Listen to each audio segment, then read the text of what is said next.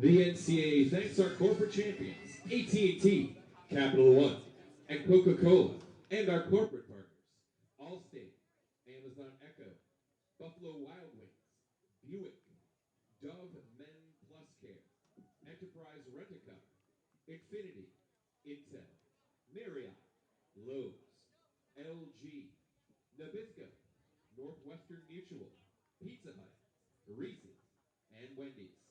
Their support enhances The Nat mic is really loud in Yeah, the and that earphones sound still. is pretty loud. I But can hear you loud and clear. Yeah, that's weird. I don't know what we did to fix it, but we fixed it. They used the setup that their friends at Major League Baseball recommended. Okay, great. Well, Dun, dun, dun. we're all set. Dun, dun, dun. Sound down.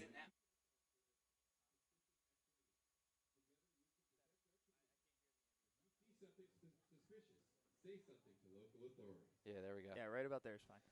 All right, let's get the lineups in for this baby. If we can maybe turn the volume down there, we might be able to turn the volume on the at least on the input on these earphones so that we can have that louder for the broadcast, but not blasting our ears out. Yeah, I can hear you now. Yeah, that's super loud still. Oh, I want to hear you. Yeah, but I like the soothing tone of Brett Shackelford. Bum, bum, bum.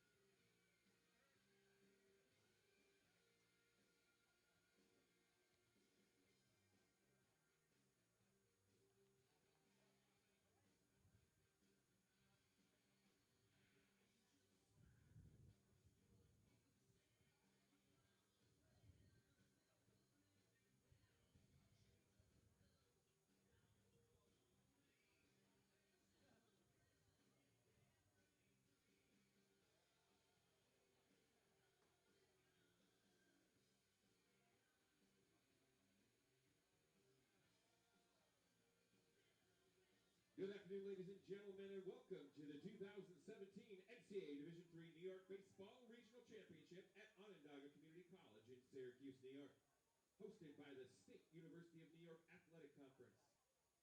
Today's second game features the Oswego Lakers and the Tufts Jumbos. As a reminder to all spectators, please be alert at all times during today's game. Baseballs can accidentally fly into the seating areas. Be alert to the action.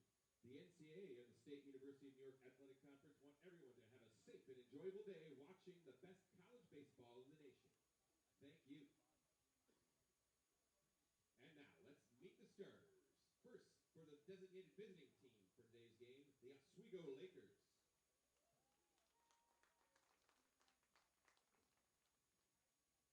Batting first, the center fielder, a senior from Syracuse, New York, number 18, Wes Rangel. Batting second, playing third base, a senior from Liverpool, New York, number 3, Eric Hamilton.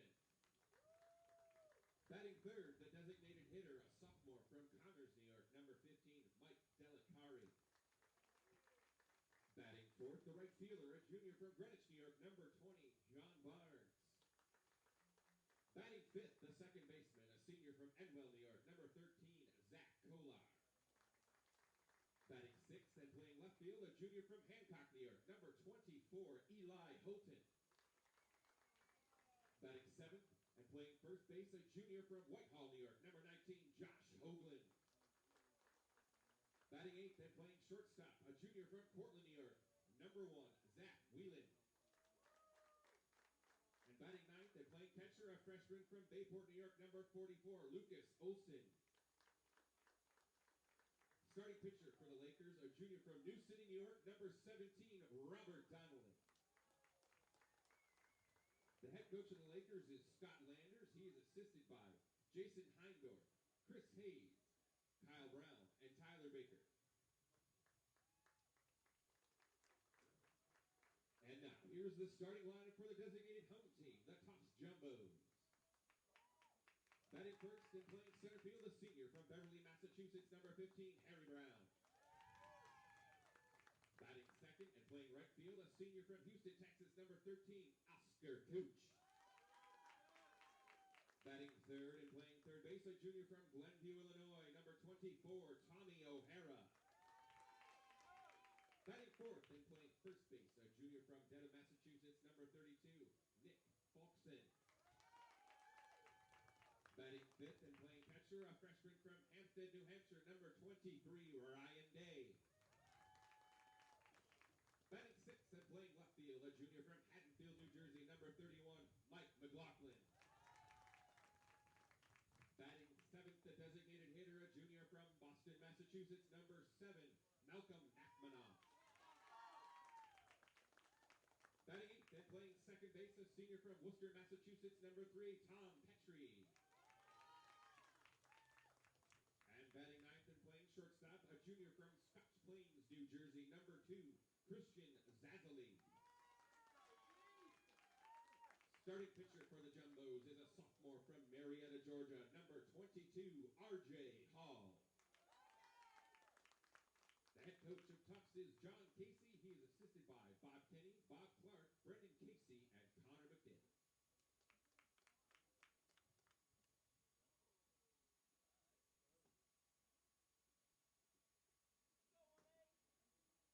Ladies and gentlemen, the umpires for today's game are at first base, the crew chief, Matt McMahon. At second base, Marty Rao. At third base, Mike Love. And behind the home plate, Justin Sim.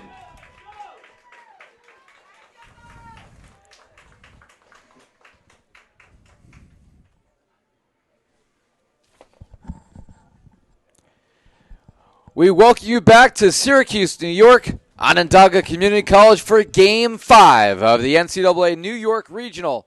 Our fifth game and our second today features the number 1 seeded Oswego State Lakers and the 4th seed Tufts University Jumbos.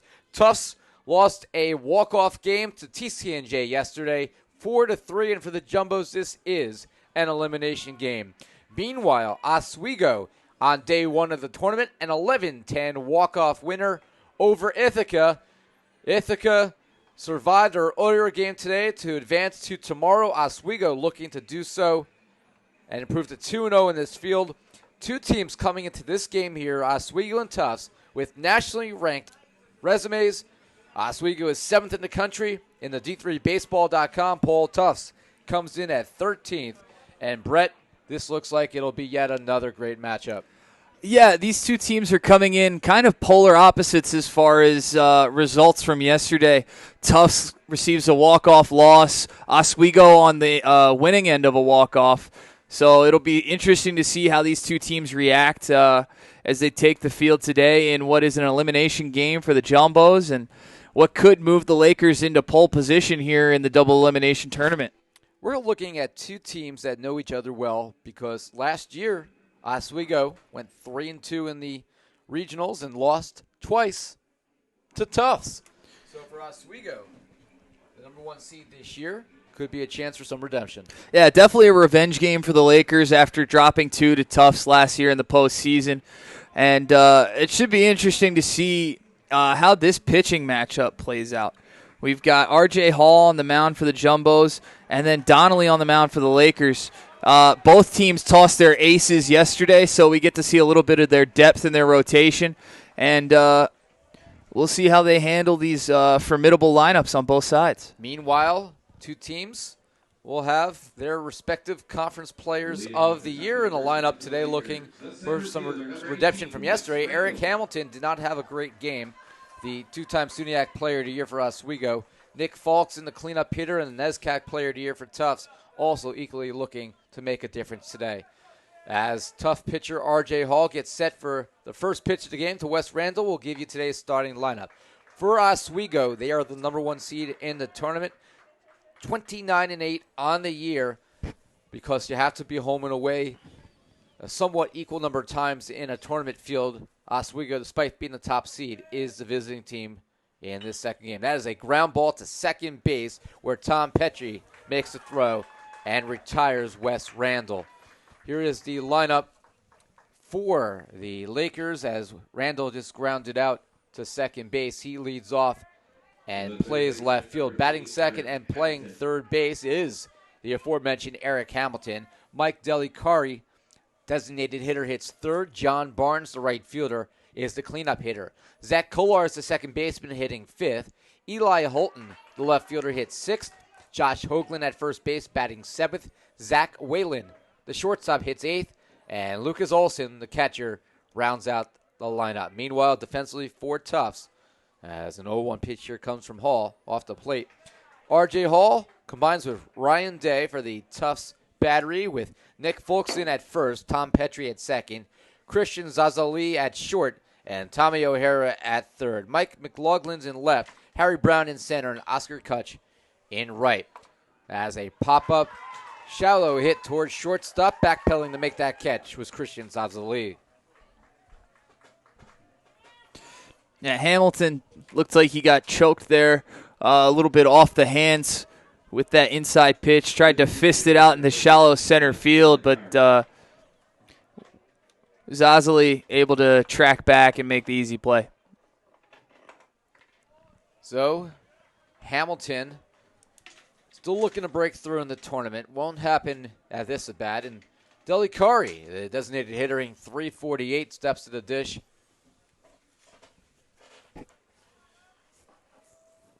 Game 2 of 3 today here in Syracuse. Ira Thor, Brett Ford with you live from Onondaga Community College, where the wind was a big factor in Game 1. Temperatures have risen a little bit, probably about 57 degrees last I checked, but the wind was a big factor, Brett, in that opening game. And two teams here, their number 2 pitchers going. We'll see how the weather today impacts them. Yeah, it'll be interesting. We saw a lot of fly balls knocked down by the wind. What would have been base hits yesterday were just knocked out by this wind blowing from the left to right. Pretty much anything hit to left field hit that wind and died like a lame duck out there. And so the left fielder's playing a little bit shallow today. Might see some hits drop in front of them. Yesterday, Oswego played kind of in a wind tunnel with everything blowing out to straightaway center. Had a couple home runs in that game, and it's going to be a very different playing condition as Delicari draws the walk. So a 5-pitch walk, Delicari at first, and Barnes will step in hitting 302. For Tufts yesterday, they had just 5 hits in the loss to TCNJ. They still nearly won the game before the Lions rallied for 2 in the bottom of the 9th to walk off 4-3 with that victory. But Tufts comes in a .415 team on-base percentage. That's for the team. That's not one individual. The team, a .415 on-base percentage, 196 walks, and 89 hit-by pitches. If the wind is going to be a factor today, if you're Tufts, you need to find ways to get on base. And right there, they've proven that they have had success without having to make contact. After the check at first, the pitch to Barnes is a called strike. Barnes, a right fielder for this Lakers squad. Of course, Oswego, the regular season champions in the SUNYAC, awarded the postseason championship in the automatic bid when the league tournament was canceled due to days and days of rain. Barnes is out of Greenwich, New York. Cuts on and misses there. That's strike 2. Now, is that going to be Greenwich, or is that going to be pronounced Greenwich, like the English town? I'm not sure. Well, in Connecticut, it's Greenwich. Is it also Greenwich in Connecticut? See, I don't know the pronunciation in New York. I'm actually not familiar with that town. I'm going to make the assumption you pronounce the W, but Barnes swings and misses as that breaking ball sails away. And a great job by Hall here in the first inning, getting over the walk to Delicari and otherwise setting aside a very talented Laker offensive lineup. So, a strikeout swinging to Barnes. And for the Oswego State Lakers in the first inning, no hits and 1 left on. Let's take a look at the starting lineup for the Tufts Jumbos in our 5th game of this tournament. Leading off and playing center field is Harry Brown. Oscar Kutch, he's the right fielder, batting second. Tommy O'Hara, the third baseman, batting third. And Nick Faulkson, the NESCAC Player of the Year, is the first baseman and cleanup hitter. Ryan Days behind the plate, batting fifth, with Mike McLaughlin, the left fielder, hitting sixth. Malcolm Nachmanoff, the designated hitter, he did not play yesterday.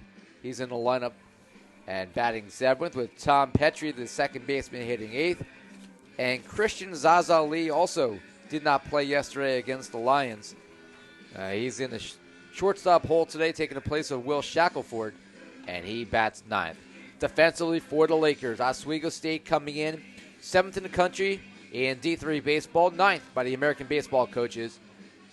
And the Lakers, having staved off what looked like a defeat yesterday with a 4-run bottom of the 9th, they will be the visiting team, and their defensive alignment is as follows. Robert Donnelly throwing to new catcher Lucas Olson. Olson also did not play in Game 1. Josh Hoagland's at first base. Zach Kolar, who hit a home run yesterday, he's at second base. Zach Whalen, he's the shortstop. And Eric Hamilton, the two-time SUNYAC Player of the Year, mans third. The outfield is Eli Holton in left, Wes Randall in center, and John Barnes in right. Well, it'll be interesting to see what Donnelly brings to the table here. A 2.96 ERA, 1-3 on the season in 7 appearances, 27 innings pitched, 9 earned runs allowed, batting average of opponents of .240. He's got 5 wild pitches on the year, 2 hit batsmen. So we'll see what he can do here, Ira, on the mound against this formidable Tufts lineup. Well, Oswego got back on the field yesterday for the first time in roughly 3 weeks. And maybe not as sharp as they would be had they been playing every day, which is, baseball really is more than any sport. One of those games where you can get cold very quickly if you sit on the sidelines. You want to play every day or virtually every day and keep that rhythm going. And for them to come out with a victory yesterday really says a lot about this program. Yeah, the rest versus rust argument is one that you see more, especially this time of year in like playoff basketball and playoff hockey, where you have a team who, like the Cavaliers or the Golden State Warriors, sweep their opponent, but then have to sit around as the other half of, for example, the semifinals goes to a Game 7, as the Celtics and Wizards did. Donnelly, the 1-2, that's high.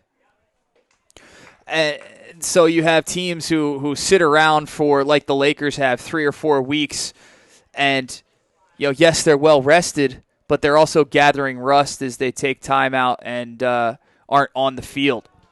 It'll be a 3-2 pitch coming up to Donnelly Brown, making Donnelly work in this first at-bat. But it seems like the Lakers responded well, shaking off the rust, scoring 11 runs yesterday. So, at the very least, the bats were not rusty.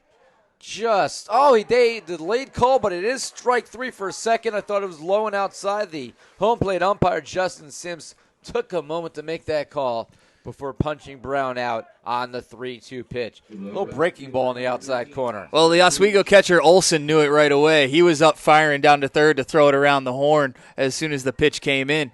So I don't know if maybe the home plate umpire verbalized it before he made the signal, but Olson knew it right away for sure. That's a chopper foul to the right of first base to the right fielder, Kutch. This Tufts squad, just 5 hits yesterday. Today, they face elimination for the Jumbos. They were the only team in the country that played a ranked team yesterday. The only top-ranked team. The only team, the only matchup, I should say, of 2 ranked teams. Well, you know what? Same thing again today. So Tufts, tough. That's not easy to say. What a tough way for Tufts to go out of this tournament if they do lose today, having to face 2 nationally ranked teams in back-to-back days. This popped in the air. Left side, Eric Hamilton with the easy play. Oh, it's kind of a crazy draw. It shows you, and we've been harping on it yesterday, all day, and today, this morning, about how difficult this region is, how talented and how deep all 6 teams in this region.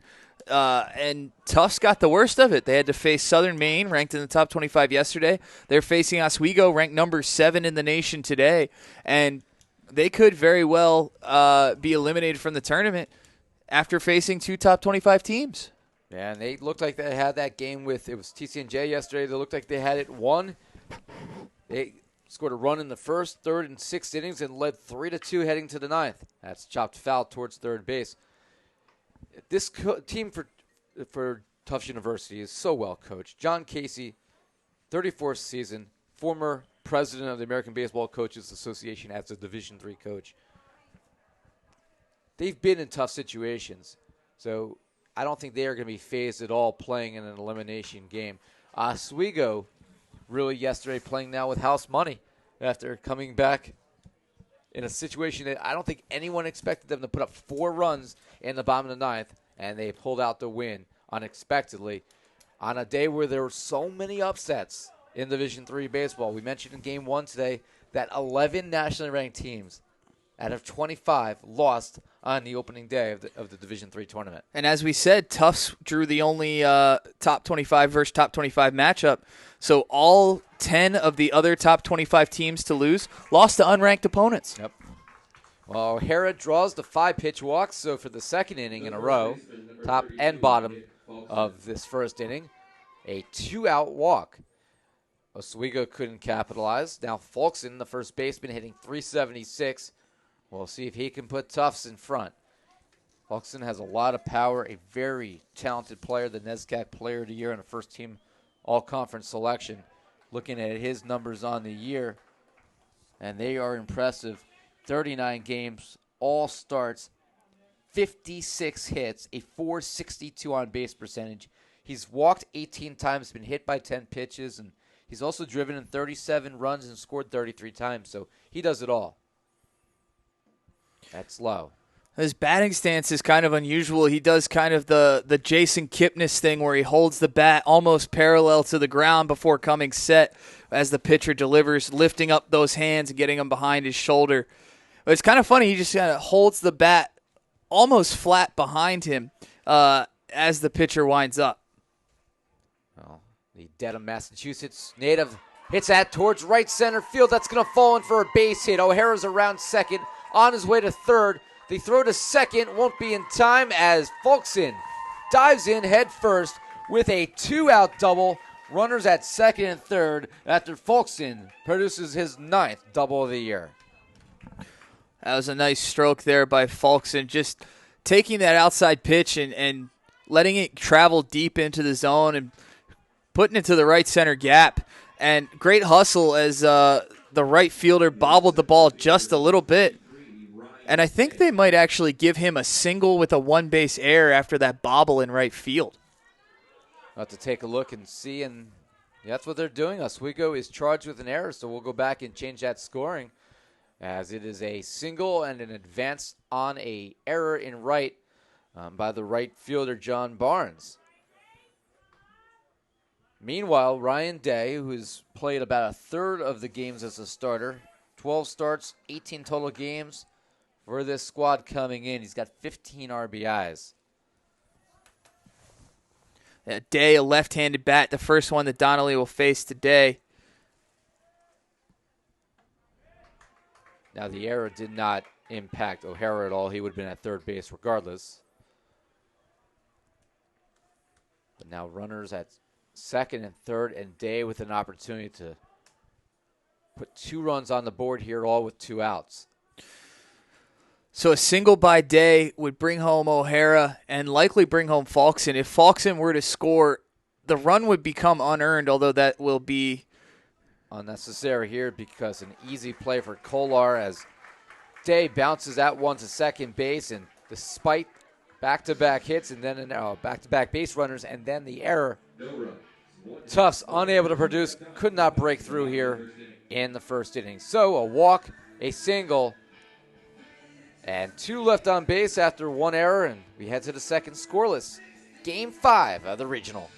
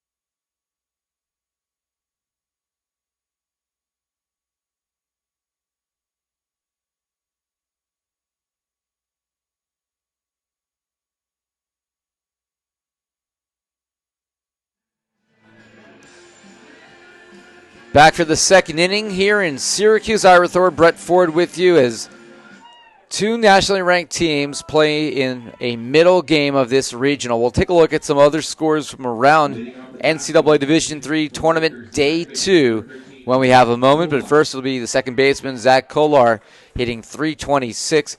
Kolar yesterday hit a home run for Oswego in that 11-10 win. And for Kolar, I don't think the wind's blowing out quite like it did a day ago. Yeah, if he were to hit the same ball today, it would probably be a routine pop fly where the left fielder wouldn't have to move very much. Just the wind blowing in almost the exact opposite direction as it was yesterday, knocking down anything that goes out to left field. That, of course, was his first home run of the year. The 1-0 pitch, that's popped in the air. Shallow right field, now blowing a little bit towards the line and making the catch for Tufts is Oscar Kutcher, right fielder. So 1 away. The left fielder, number 24, Eli Holton. Holton, the left fielder, will step in. The Lakers became the first team other than Cortland to have the right to host the SUNYAC tournament since 1998, at least since the SUNYAC championship went to its current format, and they did not get that opportunity when the tournament was canceled due to weather. So for Oswego, number 1 team in this regional, the one positive was that they got to be the home team in the NCAAs as Cortland was shipped out to Pennsylvania for that regional. And we mentioned that because Cortland, their arch rival, is facing elimination today as well after they lost an opening round game yesterday. I will be sure to check on that score when we get the D3 baseball report here coming up shortly. That is the Mid-East Regional, by the way. That's in Washington, PA. Cortland's number 2 seed there. The number 1, number 2, and number 3 seeds in that regional, all nationally ranked, all lost yesterday. Worcester, Cortland, and LaRoche. Check swing. He did not go around, so it'll be 3-1. Well, this guy, Eli Holton, the left fielder for Oswego, has to feel some kind of relief yesterday after dropping what was a routine pop fly in left field, allowing 3 unearned runs in an Ithaca rally. Hit in the air, deep down the left field line. It is a foul ball. Long run there for Mike McLaughlin. It's foul by about 2 feet. As I was saying, Holton dropped a routine pop yesterday, allowing 3 unearned runs to score in a rally by the Bombers.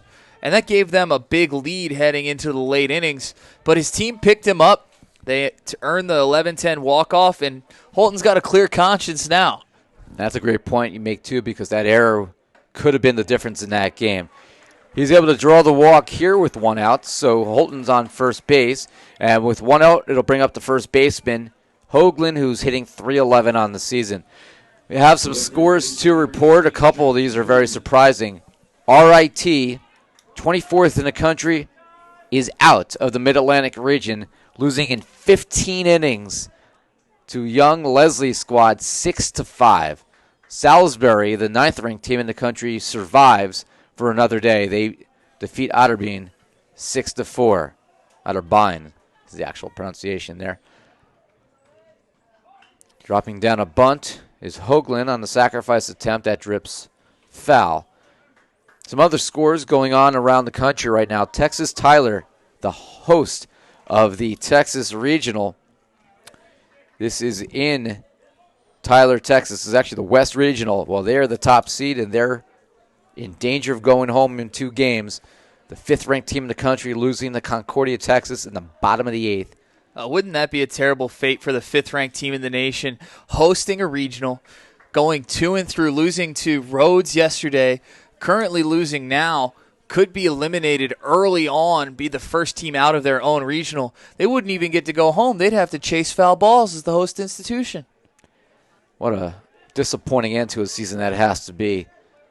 Well, they're not out of it yet. Well, they got a couple innings they're down yet. 5-2, so that's a lot of work to do in a short window of time. Oh, well, I know we've seen crazy comebacks in this regional already. I don't want to count the UT Tyler team out yet. There goes Holton. That's going to be fouled off to our left, so Holton takes off, and he'll go back. And I'm an old baseball fan of the New York Mets, so one reason I love this game from such a young age was because of the 1986 Mets team, that rally in Game 6 of the World Series against Boston. The Bill Buckner game, of course, and showed you that anything is possible if you don't quit. And we've seen that so far in this tournament here with 2 teams already rallying in the bottom of the 9th to win. As a called strike 3 as Hoagland goes down on strikes for the 2nd out. 2nd strikeout by Hall. That'll bring up the shortstop Whalen. Nice batting average on the year for him, hitting .391. Now, the Buckner game lives in infamy for that one single play. But really, that was just the cap to a rally. There was so much more to that game. Game was already tied at that play. point. People don't remember that. They don't realize all that went into that comeback for the New York Mets back in late October of '86. And I was 9 years old, and that is one of the memories of baseball from my childhood that I don't care how old I get, I will never, ever forget that moment when that happened. For these players here, their own postseason dreams have an opportunity to come true in this tournament, and they've already had 2 really memorable moments, a walk-off win for this Lakers squad and also for TC&J late last night in a game that ended around midnight. And that's important here because Tufts is now playing a 2nd game, has taken off to second base, and swiping it is Holton. Actually got hit in the back on the throw down to second base. Yeah, like you were saying, this is a quick turnaround for this Tufts team. Only a 14-hour turnaround, ending last night's game around midnight, probably not getting back to their hotel until about 12:30, and I'd be surprised if they were in bed asleep before 1. So almost a 12-hour turnaround here for the Jumbos as they try to stave off elimination against this top-seeded Oswego team. So now with 2 outs, Holton stands by second base, and a base hit could give this Lakers squad the first run of the game. No score, top of the second inning, as Oswego, number 1 seed in the regional, the visiting team in this contest. Holton's dancing out at second base, prompts Zali to come in and talk with R.J. Hall about possibly a pickoff play, or at least have him check the runner a little harder, because any single out to the outfield will bring home Holton, especially with a lead that large. At his feet, that'd be 3-1. Now, the likely scenario here is if Oswego wins this game, Tufts would be eliminated, and the Lakers would move to Game 7 tomorrow morning at 11 a.m. And that would reduce our tournament field from 6 teams to 4. We've already had 1 elimination earlier today with Castleton bowing out. 3-1 pitch. That was a called strike. The umpire never likes when you do that. When you start on to first base waiting before the call is made. And now Whalen, tossing the bat aside, had to go pick it up. Well, that's the second or third late strike call by this umpire. I don't know if his mechanics are just a little bit delayed or if he's having trouble making decisions behind the plate. That's fouled off down the line. That's not the first time that he's been late with a call. The other scenario, by the way, is if Tufts does win this game, Oswego would also play in Game 7, but Tufts would move to Game 8 tomorrow at 2:30 p.m. So there's 2 different ways this bracket can continue depending on whether there's 4 or 5 teams remaining after the end of Game 6 today. And that is high for ball 4, so eventually Whalen's able to wait out the walk as Holton and Whalen aboard with 2 outs, and we'll see a new player in the lineup here is the catcher, Lucas Olson. First time he's made an appearance here in this regional. Olson on the year is hitting .273, and Olson tell you a little bit about him. A rookie catcher out of Long Island's Bayport, New York, 6 foot 195.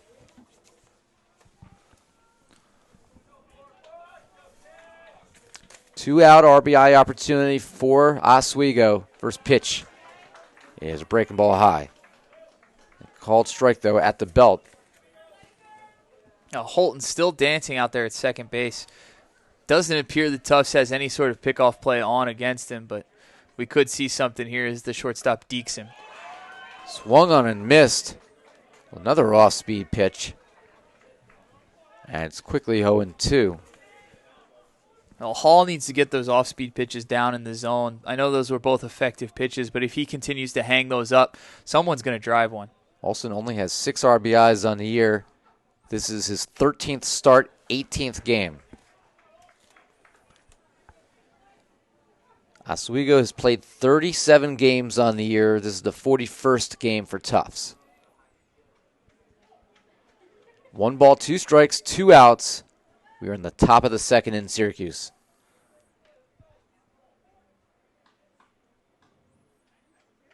Hall's going to step off. Well, Holton was a good 15, 20 feet off the bag there and looked like he was breaking for third as Hall held on to that baseball. He's lucky he beat the shortstop back to the bag, or else he could have been picked off. Mental games between Holton and Hall. The 1-2. And that's fouled off down the right side, and it's going to land in the right side bullpen. Meanwhile, this Tufts squad with my favorite uniforms in this regional. We talked about it yesterday. I don't know if Brett's as big of a fan as I am, but I love these old-style stirrups. Well, the stirrups aren't what bother me. I think the powder blues yesterday were kind of eyesores. But today, Tufts wearing a little bit of a more traditional, we'll call it traditional blue, with white outline and brown numbers. I'm just glad the numbers are legible both on the front and the back of the jerseys. Well, that's the most important thing to me, as you know. That's fouled back towards us. I do, however, find it ironic that they're using the same powder blue that you're future bride is having her bridesmaids wearing your wedding. Oh no. She's using a much different color scheme. We're going with peach bridesmaid dress. Now here's a wrinkle for you.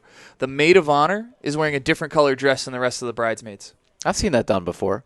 I have not. This is new to me. When she told me, I was like, "Oh, that's interesting," and I told her it was a great idea and went about my day. Is the maid of honor sister? College roommate, actually. College roommate. So the matron of honor is another college friend.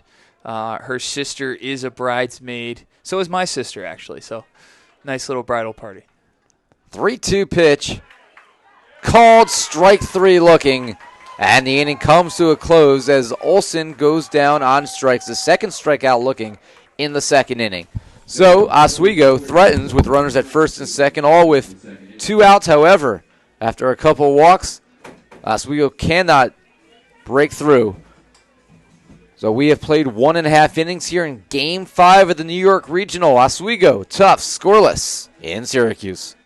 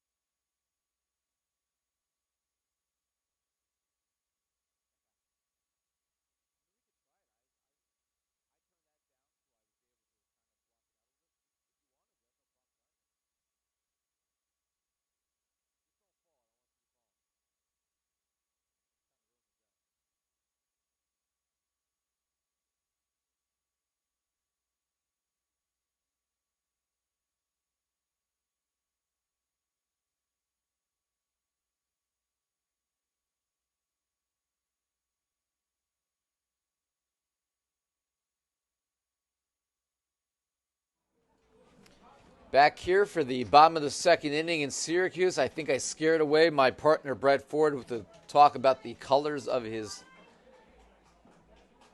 wedding dresses coming up at the beginning of next month when he ties the knot. Oh, he has returned. I thought we scared you off for good with that conversation.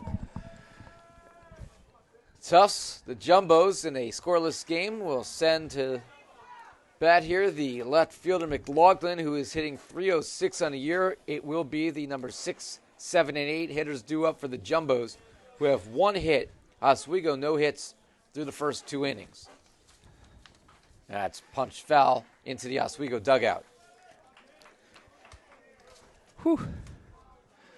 Had to sprint to get here and back in between innings. Oh, did you make a pit stop somewhere? Yeah. No balls and 2 strikes. That's high. One score we are going to mention because, well, I think a lot of people around these parts care about it. They're in the bottom of the third inning, a matchup of nationally ranked teams. Number 4, Cortland, against number 12, LaRoche. It is 3-1. The Red Dragons are in front. That is an elimination game between 2 top 12 teams.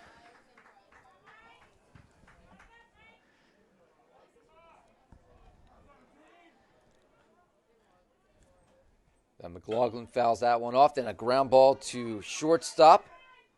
And a good play here by Whalen. Nice backhanded pick there by Hoagland at first base. Tough stretch across his body, and is able to just scoop it up off the turf, no problem. One away, it'll bring up the designated hitter, Nachmanoff. Nachmanoff hitting just .189 on the year, so this is definitely a bold move by head coach John Casey to insert this young player in the lineup.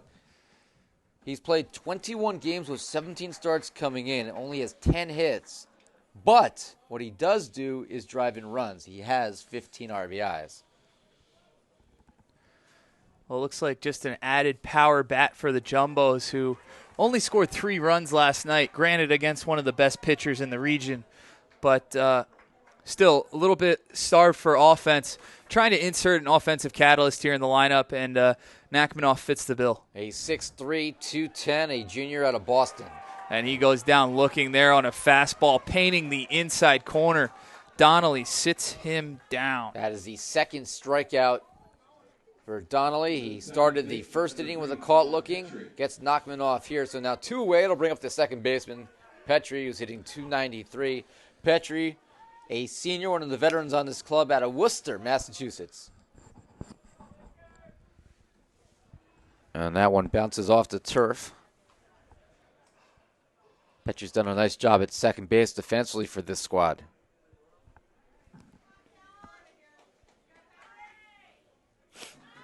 .994 fielding percentage on the year, just one error in 155 chances.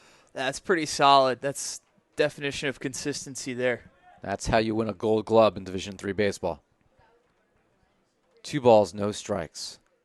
Donnelly deals. Ground ball up the middle. Ranging over is Whalen. And the inning comes to a close as Petrie is retired 6-3. And Donnelly retires the Jumbos in order. So 6-3 ground out. And we've heading to the third inning in a scoreless game, another quality game in this New York Regional.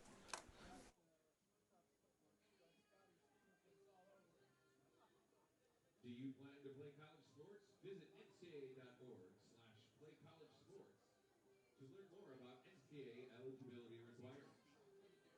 The NCAA would like to thank official equipment suppliers, Holdings, Rawlings, and Spec Seats for their support of NCAA championships.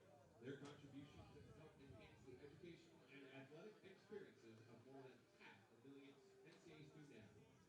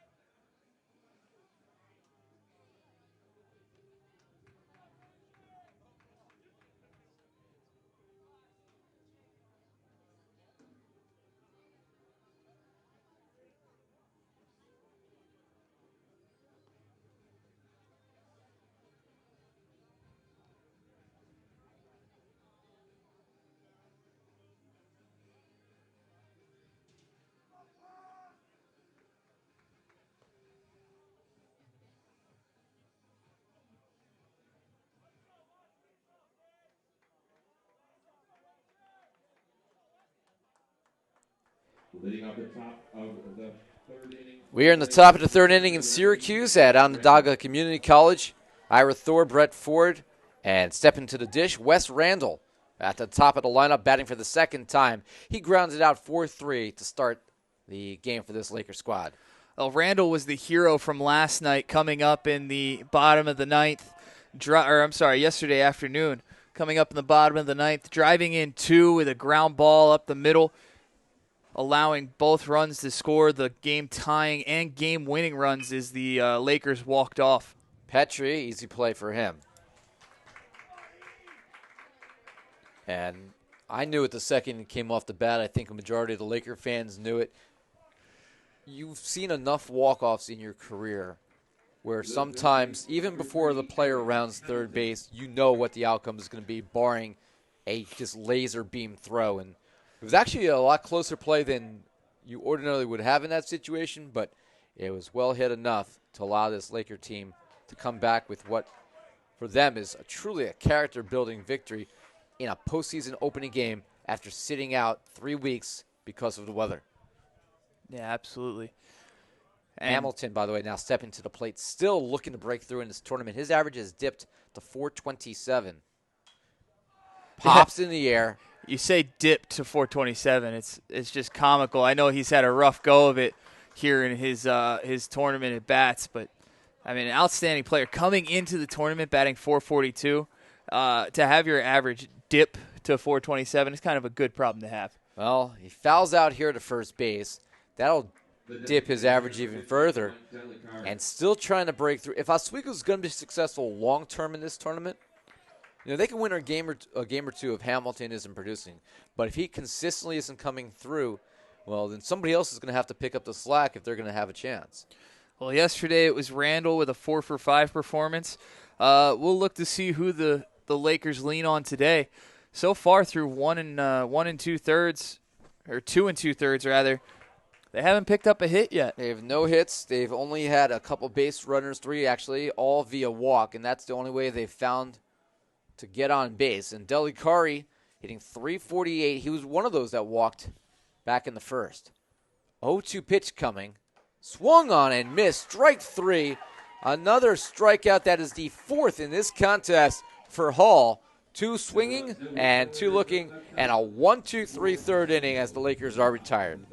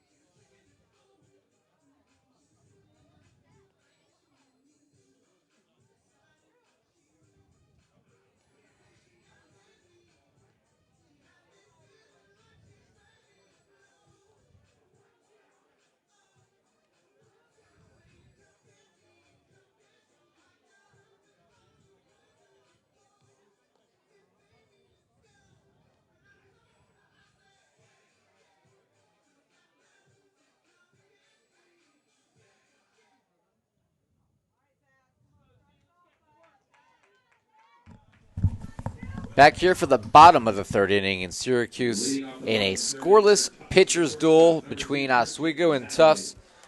Oswego, 7th in the country, Tufts, 13th in the country, and a kind of game you would expect from 2 teams, both of this caliber this year and with their postseason experience.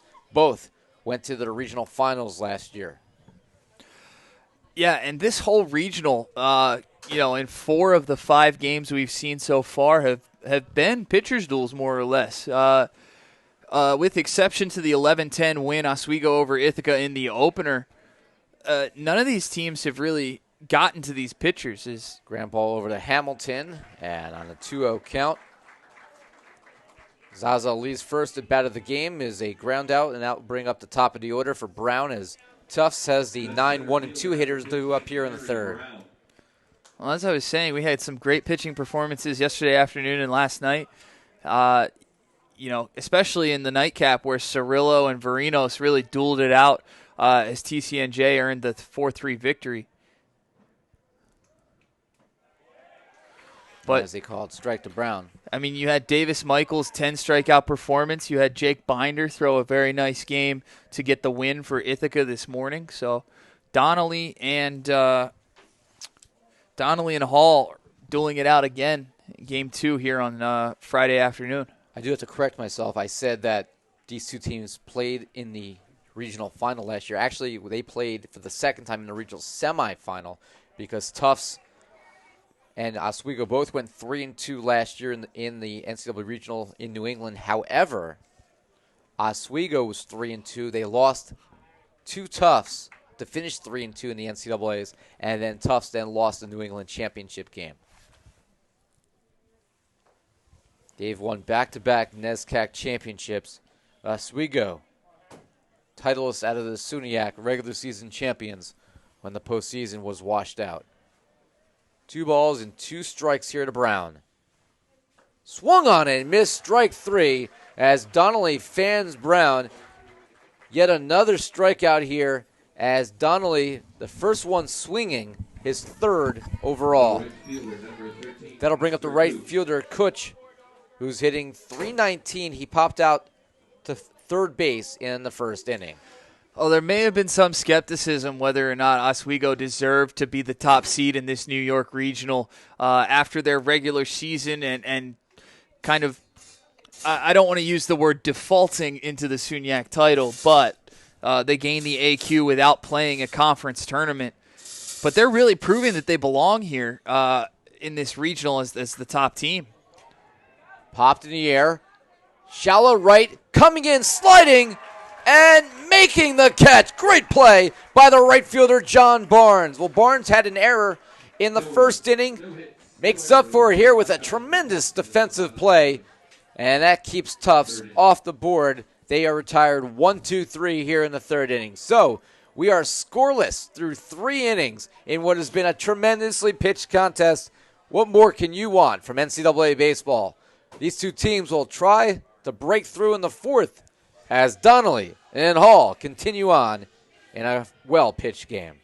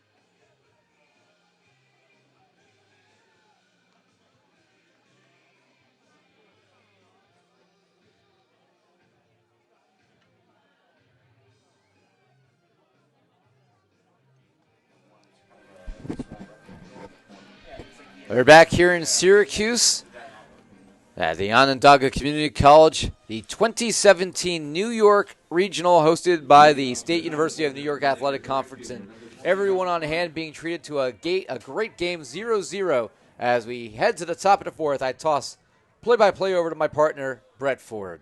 And after making a spectacular sliding catch in right field, John Barnes leads off the inning for the Lakers, the 4-stick coming up, hoping to give the Lakers their first hit of the game. How often do we see that? Somebody makes a tremendous defensive play and then they lead off the next inning. It's almost like fate. Baseball fate. This one fouled off down the right field line. That'll go deep into the woods down behind the first baseline. Yeah, you see that all the time. It's almost as if it was meant to be.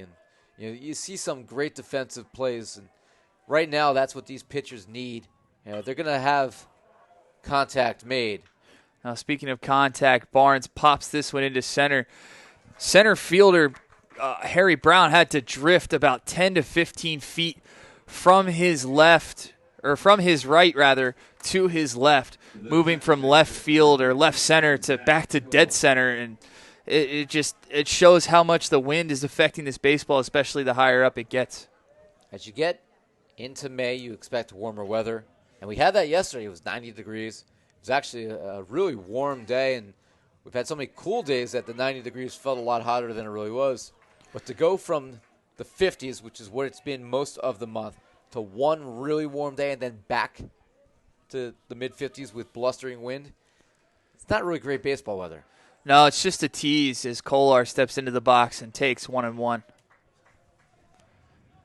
Yeah, I would have really preferred it to be, even though we were sweating all day yesterday, I would take it if we could have great baseball weather like we did. Kolar takes high, ball 2. Now looking at the forecast for the next 2 days earlier today, and I think, unfortunately, we're going to be settled into this pattern for the rest of the weekend. Oh, it's so funny. We saw in the stands people passing out water bottles and really just trying to stay hydrated. Now I look down in the stands and all I see are cups of coffee and hot chocolate as people just do their best to use blankets, sweatshirts, hoodies, trying to stay warm down there. The good news tomorrow, at least, is that towards the latter part of the afternoon, it's supposed to get in the mid-60s, so it won't be as miserably cold and cloudy as today. They they say mostly cloudy, a little sun, and 66. So that's manageable. Kolar takes. That's called a strike. The count fills up. Sunday and Monday, though, it's going to be low 60s, and it's supposed to rain both days. Monday, of course, the rain date if Sunday can't be played. Kolar bouncing ball to short. Zazali up on it. Tosses over to first. Falkson with the put out. Kolar is retired for the second out of the inning. Stepping to the plate, number 24, left fielder Eli Holton. Number 24, Eli Holton. Holton, in his first plate appearance, walked and stole second later in the next at-bat. He's looking for his first hit of the day, as well as the Lakers. He fouls one off behind the concourse, down into the woods. Taking a look at the temperature back in New Jersey, it's 91 degrees. Yeah, we're a long way from Jersey, Ira, as Holton pops this one up. Third baseman in on it. And O'Hara makes the catch. 3 up, 3 down for the Lakers. They're still without a hit through 4 innings. Tufts will come to the plate. Tie game, 0-0, bottom 4.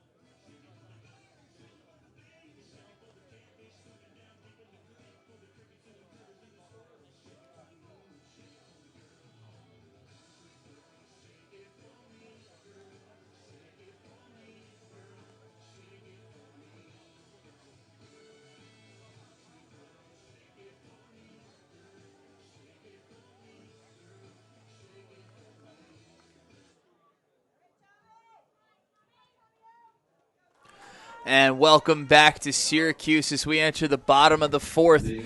Top-seeded Oswego Lakers facing the 4th seed Tufts Jumbos. Tufts coming to bat in the bottom of the 4th. Tie game 0-0. And Ira, I know we've touched on Tufts' academic excellence, but we also need to talk about Oswego as base hit is lifted into right field by number 24, O'Hara, as he leads off with a single through the right side. But the Lakers have an outstanding communications program up there at Oswego with a couple of notable alums. I think Linda Cohen from ESPN, former standout women's hockey player there, is the most well-known out of that program, but Oswego is known for its broadcasting. And we've just been some notable broadcasters just from Central and upstate New York. Kevin Connors, who I'm friends with and was watching our last game against Ithaca, is a Bomber graduate. There's a tailor-made double play. Nice play by Whalen there to pick up the baseball, step on second, and whip it over to Hoagland at first for the 6-3 double play. And Falkson, who did single in his first at-bat, hits into a double play. And now that's something that's happened to both conference players of the year, Falkson and obviously Eric Hamilton for Oswego. And both players are struggling a little bit in this tournament. They're also facing great pitching, so we have to keep that in mind. Now, Falkson yesterday was facing the ace for the TCNJ staff in Cirillo, and Day right here Donnelly right here as Day comes to the plate has shown that he is certainly a force on the mound, is limiting the Jumbos to just 2 hits through 4 innings. Another notable Oswego alum as Day takes strike 2. Al Roker. the weatherman. Interesting you bring that up as we complain about the February weather here in May. As Dave fouls this one back into the screen. He couldn't do anything to help out his alma mater. Yeah, you would think that he would have some pull with the weather, but being in the business as long as he has. But I guess Mother Nature listens to no man, as here we are in the mid-50s in the middle of May. And that one on the turf, in the dirt, or the faux dirt. Ball one. Donnelly deals the day. The 1-2. Fouled off down the left field line, past the Tufts bullpen, down by the light pole. So the count stays 1-2.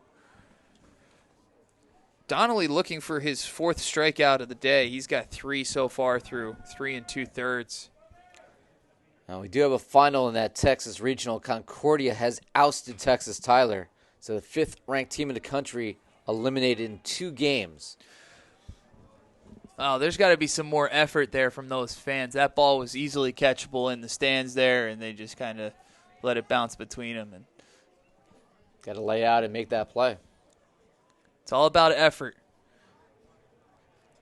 Donnelly here deals still 1-2. Look out. That one's at Day's head. He ducks under the pitch. 2-2 now with Donnelly throwing a little bit of chin music there.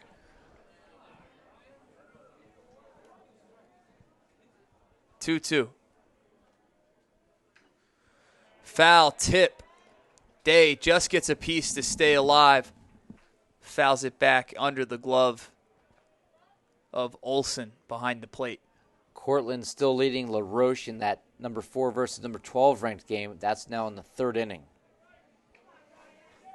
And St. John Fisher now in front of Worcester State 8-5 in the top of the 6th. Well, that's a slugfest. 13 runs in 6 innings as Donnelly delivers today. Strike 3 swinging.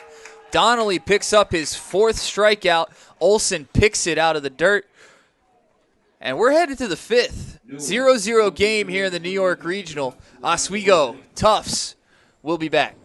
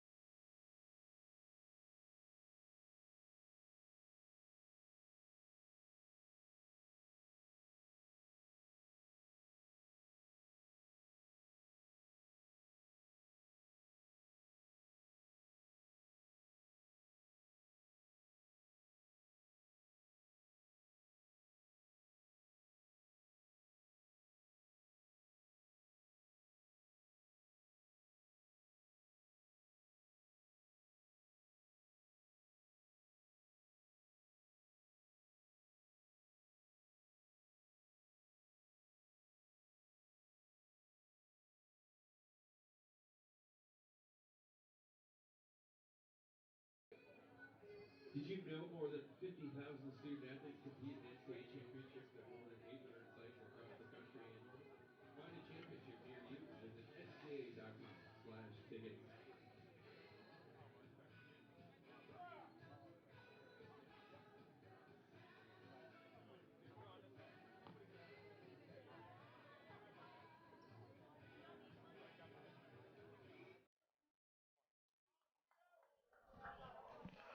Here we are back in Syracuse as Oswego comes to bat in the top of the 5th. 0-0 game. The Lakers still without a hit as R.J. Hall continues to baffle the Oswego bats.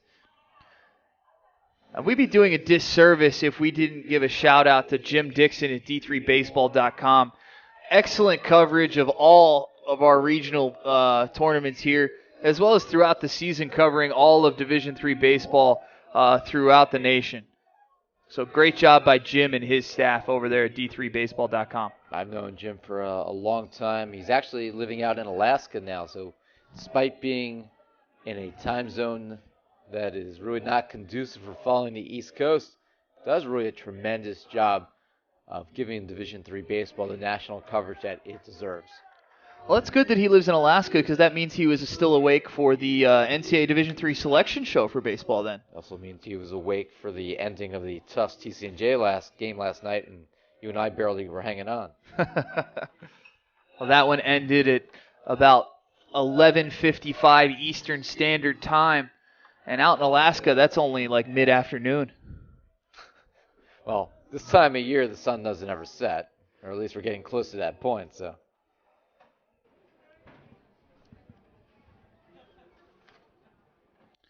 Now Hoagland watches strike 3 go by. And that'll be Hall. Another strikeout for Hall. His 5th on the day. Another one looking. That's the 3rd looking strikeout. And then I'll bring up Zach Whalen, the shortstop, number 1. Batting in the 8 hole. He walked in his only plate appearance earlier today. Hall from the full windup kicks and delivers. Strike on the inside corner. Whalen wasn't thrilled about it. He backs out of the box and recollects. Earlier game, we saw the Ithaca Bombers eliminate the Castleton Spartans by a score of 5-2.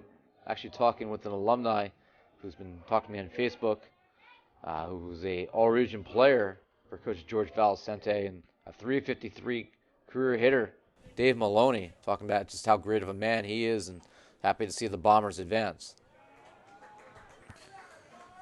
Well, Valicente's certainly been around for quite a while and affected many lives of student athletes. And when you're around for that long and you've built a program the quality of Ithaca's, you're going to have some great alums who are very grateful.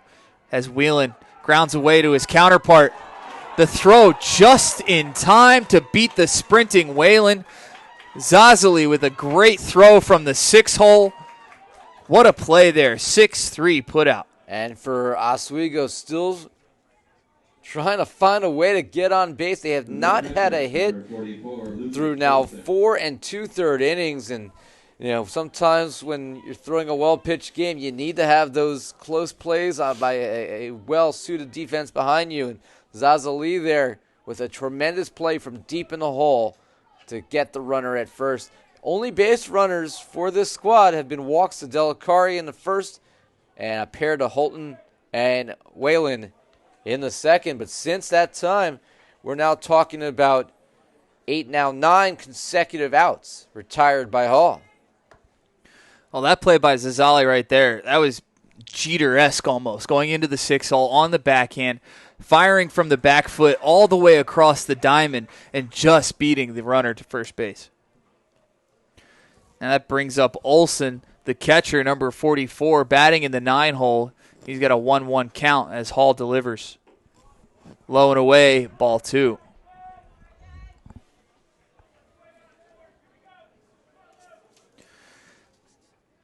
And Olson out of Bayport, just a freshman, 6 foot 195, giving Alex Brown some relief. And that's a base hit into left field. And finally, the Lakers are on the board. The no-hitter is no more. Pretty impressive, though, for Hall against this club, 7th-ranked team in the country. Yeah, throwing a no hits through 4 2/3 in an NCAA game, in an elimination game for the Jumbos. Still a long way to go, and we're scoreless, but that is a very positive sign for this pitching staff. Yeah, great performance so far by Hall. Nobody's perfect, and finally he has his no-no broken up. But like you said, pitching big in a big spot for the Jumbos, an excellent effort. Well, nobody's perfect unless they throw a perfect game, and then they can claim perfection.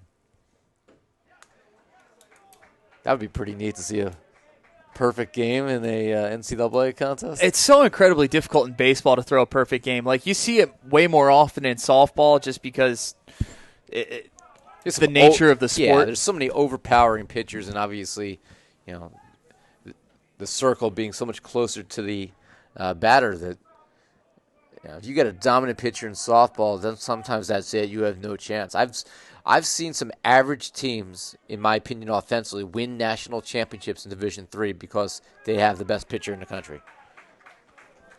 A great example of that. Frankly, I don't know how average their offense is or how above average it is, but the St. John Fisher softball team has one excellent arm that they have rode all season, and she may be the best pitcher in the nation. Is it Lindsay Thayer, I think her name is? I believe that's the name. And absolutely tremendous pitcher.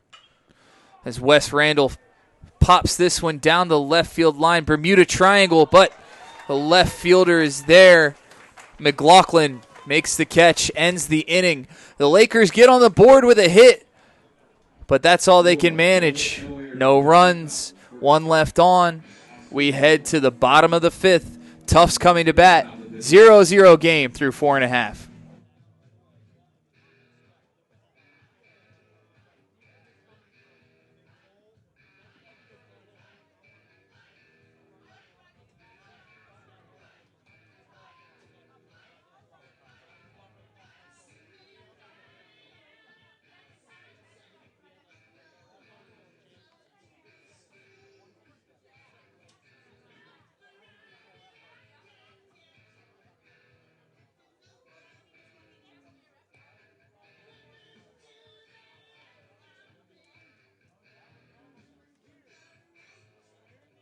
You can now access the official NCAA digital game program on your mobile device, tablet, or laptop free of charge.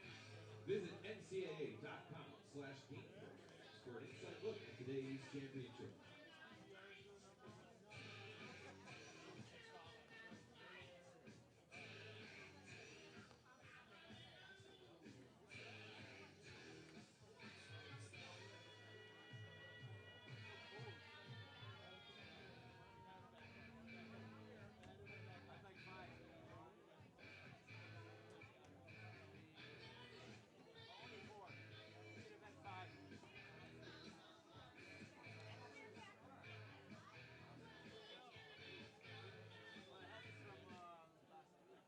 Leading off the bottom of the fifth inning for Tufts, the left fielder, number 31, Mike McLaughlin.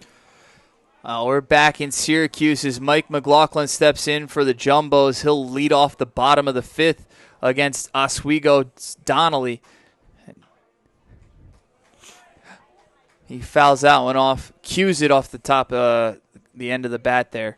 And Donnelly's kind of got the Jake DeGrom look going with that flowing hair out the back of the hat there coming out behind his ears. I didn't want to make another New York Met reference. I've already been called out by some of the coaches I know down in the Garden State for discussing Noah Syndergaard. Well, I mean, there's no other pitcher in baseball that has that kind of hair. It's just that notable, you know? DeGrom and Syndergaard for the Mets both have very distinguished looks that really nobody else has right now. Yeah, or at least nobody of note, nobody that's any good. Problem is, there's always somebody in that rotation on the DL. Right now, it's my boy Thor. I think there's multiple. You know, the Mets pitching staff is touted for how much young talent they have between, you know, the big three, DeGrom, Syndergaard, and Harvey. But then you have Steven Matz, you have Seth Lugo, and I think that between the five of them, three of them on the DL, two of them? And last year, there was only one man standing at the end, and that was Syndergaard. And they still made the playoffs. High expectations for the Mets coming into this season, but they just can't stay healthy. It's tough to be a baseball fan, you know, nowadays with and that's going to be a base hit. That's stroked into left center. Holton over to cut it off, holding McLaughlin to a single. That's a leadoff hit. That's the first time a leadoff batter has. Well, no, that's a lie because the second time they have led off with a single. Now, last time O'Hara led off with a single, he was erased on a double play. So I was going to say that it's tough to be a baseball fan nowadays, you know, with pro baseball, because there seems to be so many more injuries to pitchers than there ever were in the 80s and 90s. And, you know, there's so many different studies, or not studies, but theories as to why this is happening. But you have so much stock invested in a strong rotation, and when they can't stay healthy and stay together, you don't see that in college baseball anywhere near like you see in the pros. Yeah, as Nachmanoff pops up the first one into right center. He's retired for the first out. I think part of that we see so many more pros on the disabled list, especially this year, is shortening the 15-day DL to the 10-day DL. Teams can get their players back at a quicker rate, so they're making more use of the disabled list this season. As Donnelly delivers a first pitch strike to Petrie. I think also probably part of it would be that, once you get to that level, everybody's throwing, mid-90s, throwing harder, and obviously that's more taxing on your body.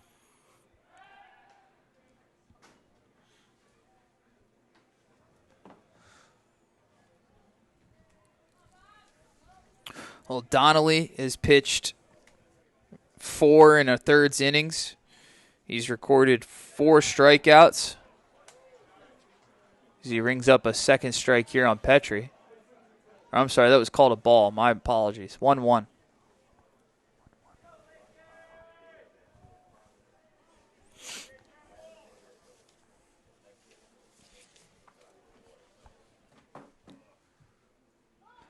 There goes McLaughlin. Throw by Olson. Plenty of time. And he's out on a 2-4 caught stealing. I'm not sure if Petrie missed a sign there or if McLaughlin just got a very, very bad jump. That looked like it might have been a botched hit and run, though. I mean, to be honest, I thought it was just a tremendous throw by Olson, just throwing a perfect strike right down the middle of second base. And it allowed the second baseman to come over. All he had to do was make that catch, pivot, and apply the tag. And McLaughlin, didn't really have much of a chance there. First time he's been caught stealing. He's only made 2 previous attempts this year, so it's not like he runs very often. But he was a dead duck by the time he got to second base. Yeah, you say that the shortstop, all he had to do was catch it, pivot, and place the tag. Well, he had a day and a half to do it as the ball beat McLaughlin by about 8 feet to the bag. Absolutely perfect strike. It was a low throw, too, but right maybe a foot off the bag. Very catchable, and it was put in the spot where all you had to do as a second baseman there, if your Kolar is just kind of just turn maybe 45 degrees, boom, apply the tag. Yeah, Kolar was almost waiting for McLaughlin there to apply that tag. Well, Petrie draws the walk, and now it's Zazali, the 9-hole hitter, stepping to the plate. He grounded out to third base in his first at-bat. That's called a ball, just missed off the outside corner. Another name on this Tufts squad that I enjoy saying, Zazali. Yesterday we had Spiros Farinos. Probably a lot of fun to be a jumbo announcer all the time. I love working these regionals because there's always some exciting names on all these different rosters I get to experience. Like Spiros, for example, great first name. And his brother Elias, also on the roster. Elias Farinos, another great name. And then, of course, we have Shackle Ford, which is your future.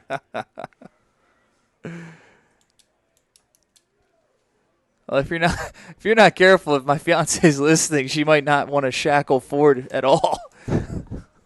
Well, I didn't get an invitation to the wedding anyway, so I think she doesn't want to hear from me anymore. No, very small affair, very exclusive. How do you get tickets to this shindig?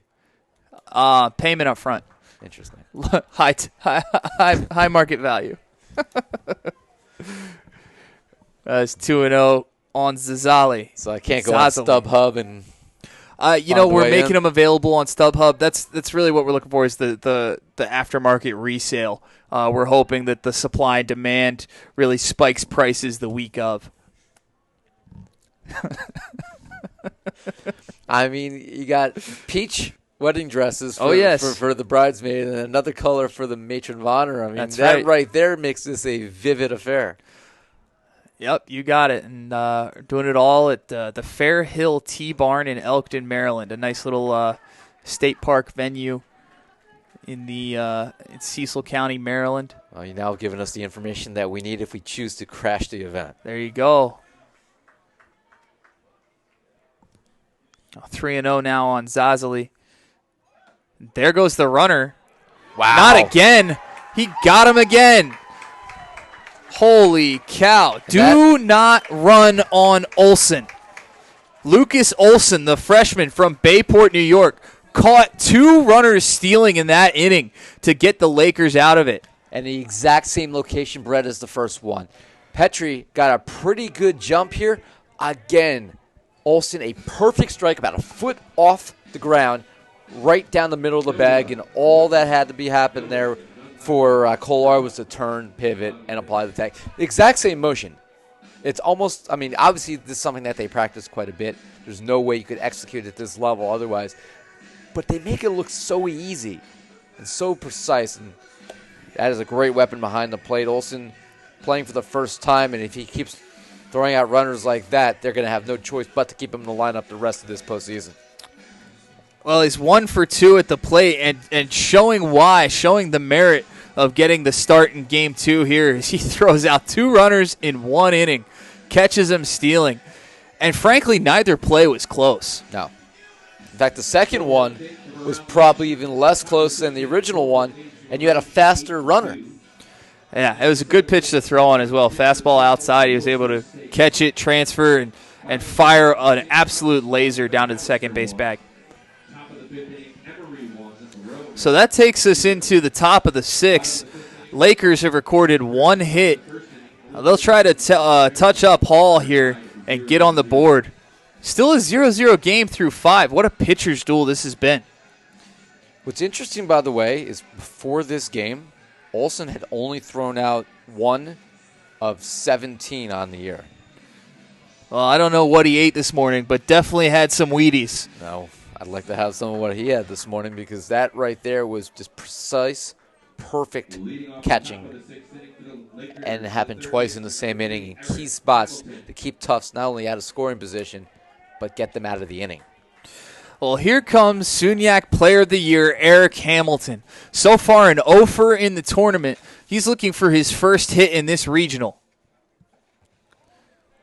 And now would be a great time for it, as Oswego really needs to get on the board if they want to take this game and move into the driver's seat for the rest of the weekend.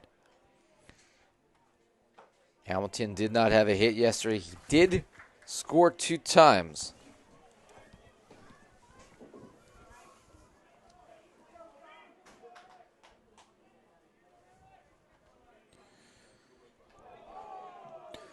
Well, that one fired over Hamilton's head. He's lucky to get out of the way. Tucks the bat behind him. If he had kept it up, it could have been off the bat into play. Would have been a fair ball. Could have been an easy out. That's one of the fundamentals. Ball's over your head. Tuck the bat. Well, this one out over the plate. He's swinging. Fouls it off out of play. 2-2. Well, yesterday against Ithaca, Oswego drew 9 walks, and that obviously was important as the Lakers were able to get on base, and in an 11-10 game, every base runner counts. This completely different ball game, a no score as Oswego bats here in the 6th, and for Tufts, Hall has been tremendous. He's had a lot of control, struck out 5. He's walked 3, but the walks have been battles. Speaking of battles, here's another 3-2 count. Hamilton working it. Payoff pitch to come. Hall from the full windup kicks and delivers. This one down the middle. Hamilton clearly frustrated, popping out high, pop up to the second baseman. Petrie, two-handed catch in the shallow right field, makes the out, retires the SUNYAC Player of the Year.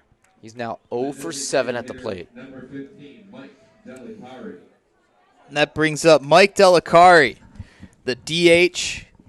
He's 0 for 1 with a walk today, 2 for 4 yesterday. Power lefty here at the bat.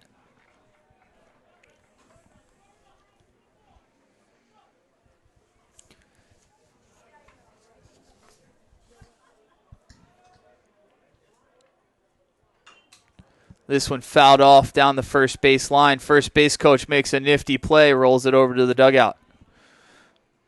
It's a seasoned veteran move right there. Not exerting too much effort, making it look easy. I think he's just trying to stay warm. It does look a little chilly down there on the field. Nice up here in the press box, though. Temperature controlled. No AC yesterday, but none required today. As Delicari laces this one into shallow left field, drops in front of McLaughlin, and he reaches with a single, 1 for 2 on the day. Just a second hit for the Lakers. Tufts only has 3 hits. As these two teams combined only 5 hits in 5 1/3 innings. Combined between the two of them. That's just one of the more, tenaciously pitched games you're ever going to see in the postseason. This game, I'm not saying doesn't mean anything to Oswego, because it clearly does. They're trying to get in the winner's bracket, but Tufts, they're trying to keep their season alive. As Hall tosses over to first base, keeping Delicari close. Barnes steps into the box now, the 4-stick. He's 0 for 2 with a strikeout and a pop out to center field. He'll send this one down to third base. That's a great play. That's there. O'Hara charging and getting the out at first. Delicari advances to second on the play. With the speed of Barnes there, that was O'Hara's only option. Otherwise, it wasn't sharply hit enough to be able to sit back on. Our running scoop play, it actually popped out of his glove just for a second, but right to his throwing hand. And he made that look a lot more simple than it really ever should be. Well, that brings up Kolar. Kolar launched a bomb yesterday. He went, dig for my box score from yesterday's bomb against game. The Bombers, too. He went 1 for 2 with a home run, an RBI, and 2 runs scored. That was his first homer of the year. He's 0 for 2 today, though, with a pop out to right field and a ground out to the shortstop. He's got an RBI opportunity. Delicari on second base with 2 outs. Base hit should bring him home. Both teams trying to break through in what has been a tremendous postseason game. This ball up the middle, off the pitcher's mound, kicks towards Petrie at second. He makes the play, finishing it off a 4-3 put out to end the inning. 0 runs on 1 hit and 1 left on for the Lakers. We toss to the bottom of the 6th. Tufts coming to bat. 0-0 game here in Syracuse.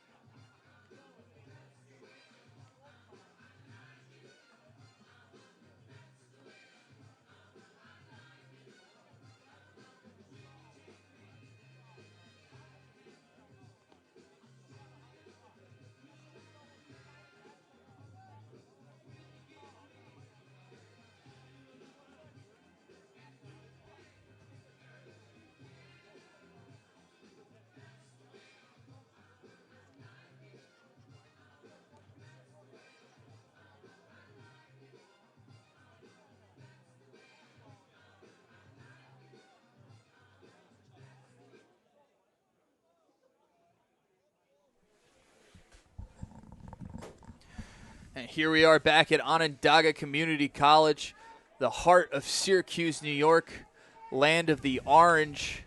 And here we are with the Division III baseball regional, Tufts and Oswego. This ball looped into shallow center. The leadoff single is number 2. That's Zazali, the shortstop.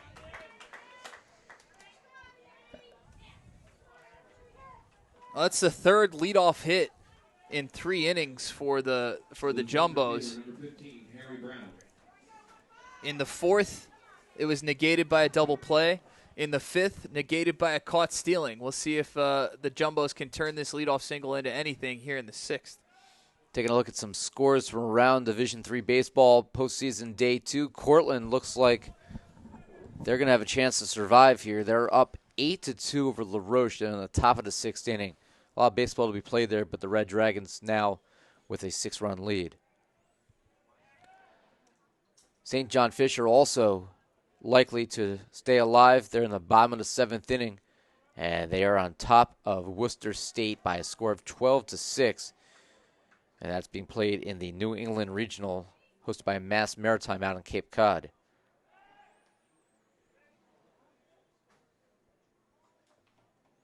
Some good games coming up in that regional tonight. They got Mass Boston against unranked Babson, the 5th seed in that region. Babson's my pick to actually win that as the 5th seed, win the New England region, and go to the College World Series this year. Oh, there's a poorly executed bunt as Brown pops out to Olson, the catcher. Another great play by Olson behind the plate.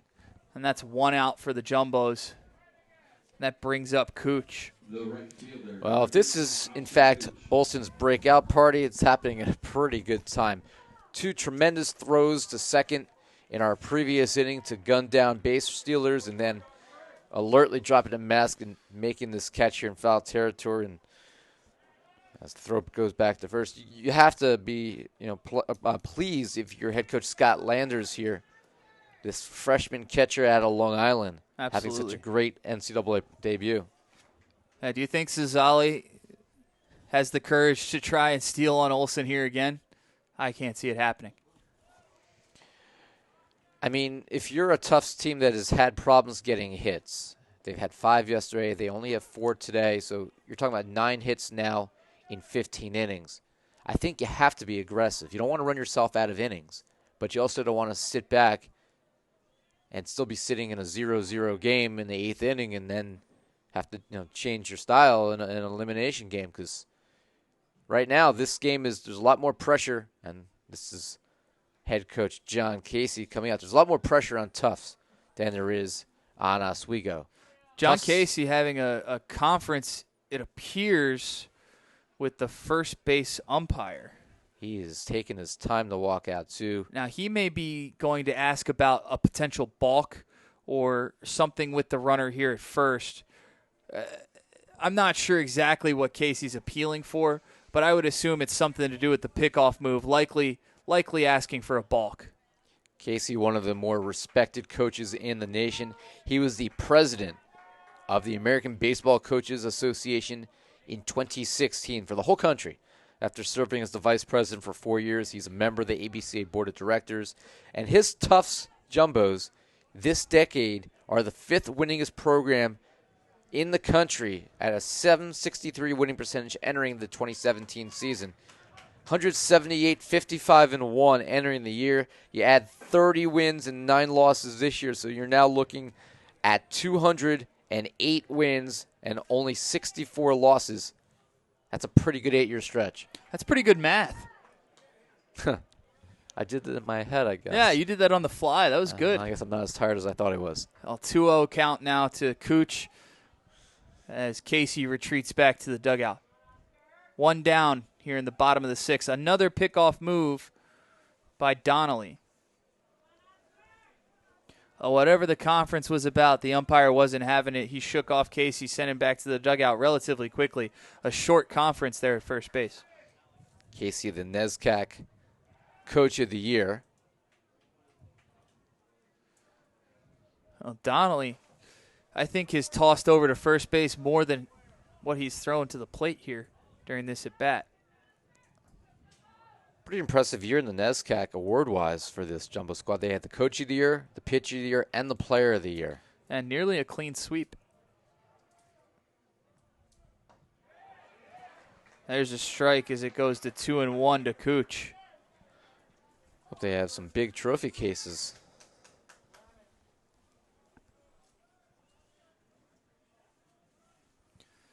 The 2-1 delivery. Donnelly looks over, comes set, delivers.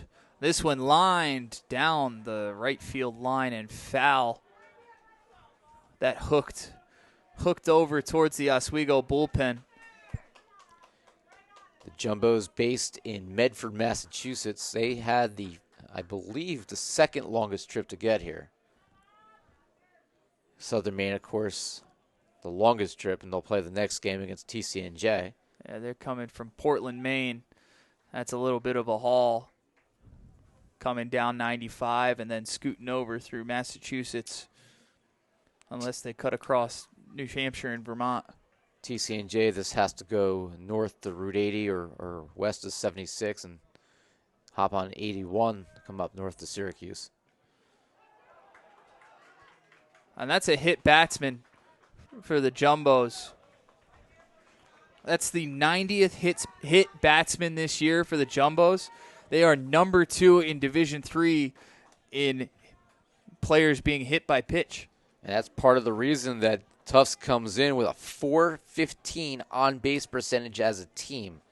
The third baseman, number 24, Tommy O'Hara. And on top of those 90 hit by pitches, they've also recorded 196 walks coming into this game as Landers comes out to visit Donnelly on the mound here. But what makes that on-base percentage even more eye-popping, their team batting average on the year is only .298. So you're picking up 117 points between your batting average and your on-base percentage because your ability to, number one, wait out walks and have that patience. And, you know, sometimes when you do that, you're also putting pitchers in tough situations. This was a count that the pitcher was behind. And, you know, when they do that, when pitchers are behind, they face pressure like that, they're going to hit batters. Now, Tommy O'Hara steps to the plate, the 3-hitter for the Jumbos. Runners on first and second, 1 out here in a scoreless game in the bottom of the 6th of the NCAA Regional. Landers, who just came out, is the youngest coach of the 6 in this region, but he's already had a tremendous 6 years on that Laker campus. He's a 98 graduate of Cortland, and his Oswego club became the first to top Cortland and win a regular season championship since 1998. Ironically, because that was his senior year. Donnelly comes set. Time called at the plate, no pitch. O'Hara making Donnelly deliver on his time. Veteran move. Landers has 158 career victories, and he entered this year as the 33rd winningest active coach in Division III in terms of percentage. That's a short period to accumulate so many wins over as well. Yeah, he's really done a tremendous job turning Oswego from a good program into an elite one. O'Hara lines this one down the left field line. That's just foul. And the Tufts faithful were on their feet watching that ball. It started in fair territory and just hooked beyond the line. Foul ball. That's a long, loud strike. Yeah, about a foot wide of the line. These lines are very easy to see on this turf here, and no question it was foul, but doesn't help the Tufts fans feel any more on the edge of their seats because a 0-0 game in the 6th, they're trying to be the one to break through. The one thing about these foul lines, as O'Hara faces an 0-2 count, if the ball does hit on the line, it won't kick up any chalk. They're sewn into the turf. That's a heck of a job. Well, I'd like to think that the turf comes that way. I have no idea. I don't know anything about turf maintenance or turf application. I think at some point somebody has to be the one to sit there and sew it into the turf. Imagine sitting there and having to sew a perfectly straight line. I could barely walk in a straight line. Right now? Or ever. Driving in a straight line is sometimes a challenge. Well, you're from Jersey, so, I mean. There's a lot of truth to this. O'Hara faces the 1-2. That's where self-driving cars will solve that problem. There Come on, you go. Google.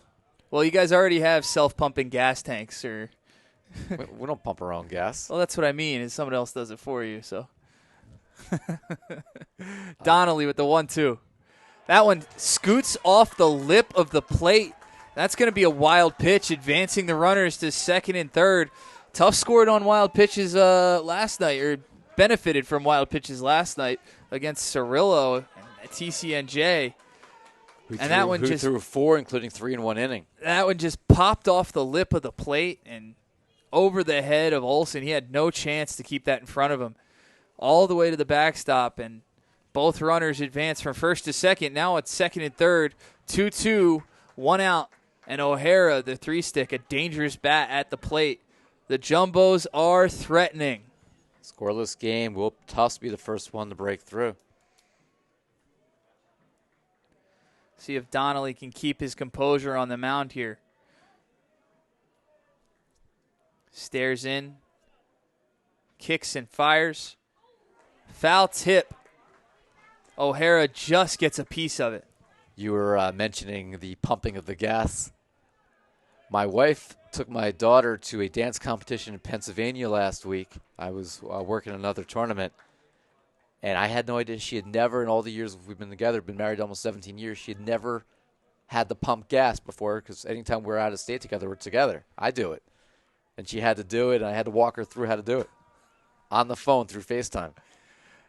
My fiance, her maid of honor, who we spoke of earlier, is from New Jersey, and Crystal had to walk Jenna through as O'Hara strikes out swinging. Olsen delivers the ball down to first for the second out of the inning. Crystal had to tell her friend Jenna how to pump gas the first time that they were together in Pennsylvania, where they went to college. They both went to Misericordia as well. Well, I'm sitting there on the phone. I'm working a college softball game, and I'm sitting there on the phone, and I was like, wait, what do you mean you don't know how to pump gas? But then I thought back, and, between her and I being married and dating, it's been 21 years. She never really traveled out of state much before, when we were younger. And this ball to the third baseman, Hamilton. He fires across the diamond to Hoagland with the putout. Donnelly works out of the jam. He is pumped. And Oswego keeps Tufts off the board, works out of a second and third one-out debacle. Donnelly gets him out of the jam. Hamilton fires across the diamond for the third out. Headed to the top of the seventh, 0-0, Oswego and Tufts from the New York Regional.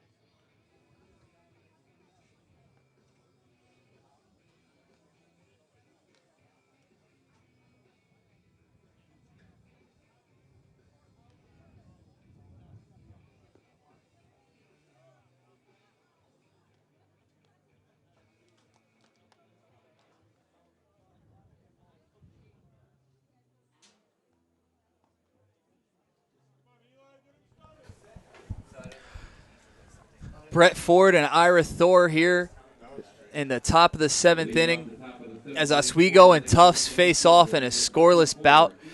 And to fill up our tanks for the final three innings, my partner, Ira Thor. Now let's put our foot on the gas. We'll put some ultimate in the tank. And a 0-0 game, just 6 hits between these two sides. This is what postseason baseball is supposed to be, and we're getting a old-fashioned pitcher's duel right now. Holton, Hoagland, and Whalen are due up here for the Lakers. They've only had 2 hits. That is popped in the air. Center field drifting back a little bit at the last second here is the center fielder, Harry Brown, as he had to maybe backpedal 20 feet. Easy day, however, to see the ball because cloud cover all throughout, and you're not going to have any situations where you're going to lose the ball in the sun. It's going to have that distinct look against the cloud cover, and it's not going to be that hard to see the ball. However, tracking the ball could be a little bit different in terms of the movement from the wind when we've had some of these gusts. Sure, yeah. Every time the weather comes into effect, it's easily recognizable. You got outfielders out there almost doing an Irish jig trying to track this ball, going backwards and forwards and sideways, and it's a swirling wind. That's driven to left field. That's going to fall in front of McLaughlin for a base hit. So just the third hit for the Lakers, and Hoagland is aboard with 1 out.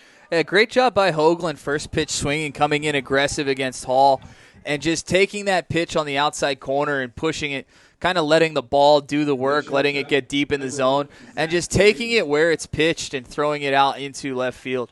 Well, I'm pretty sure that's the first time in the history of Division III baseball that the Irish jig has been mentioned in a broadcast. So I can't imagine that that's true. Shortstop Whalen is hitting .383 on the year. This is the number 8 hitter in the lineup. The catcher Olson's due up next, and the bottom of the lineup's actually gotten on base. Hoagland now with a single. Whalen has walked. Olson has singled.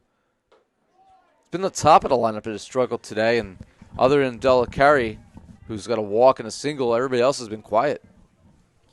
Yeah, Randall earned his keep yesterday with a 4 for 5, and including a walk-off. Hamilton really is the one that needs to spur this offense for the Lakers. If he can get going, they'll be very, very dangerous. Popped in the air. Shallow left. Backpedaling is Zaza Lee, and he'll make the catch. That looked like a hit and run executed by the Lakers there as Whalen swung at a pitch out of the zone, and Hoagland took off for second. Hamilton, I'll say, although he hasn't been able to contribute offensively yet, made a really nice play defensively to get out of that inning with runners at second and third, charging the ball at third and throwing out the runner at first. Yeah, proving that he's not just a big bat making that play to his left and ranging well for a third baseman, coming across the diamond, making a good throw. He's got a .962 fielding percentage on the year, so he's definitely earned his keep defensively. Meanwhile, earning his keep defensively today has been Olson, the catcher, now at the plate, but he's thrown out 2 runners at second base stealing. No tough jumbos have stolen against Olson.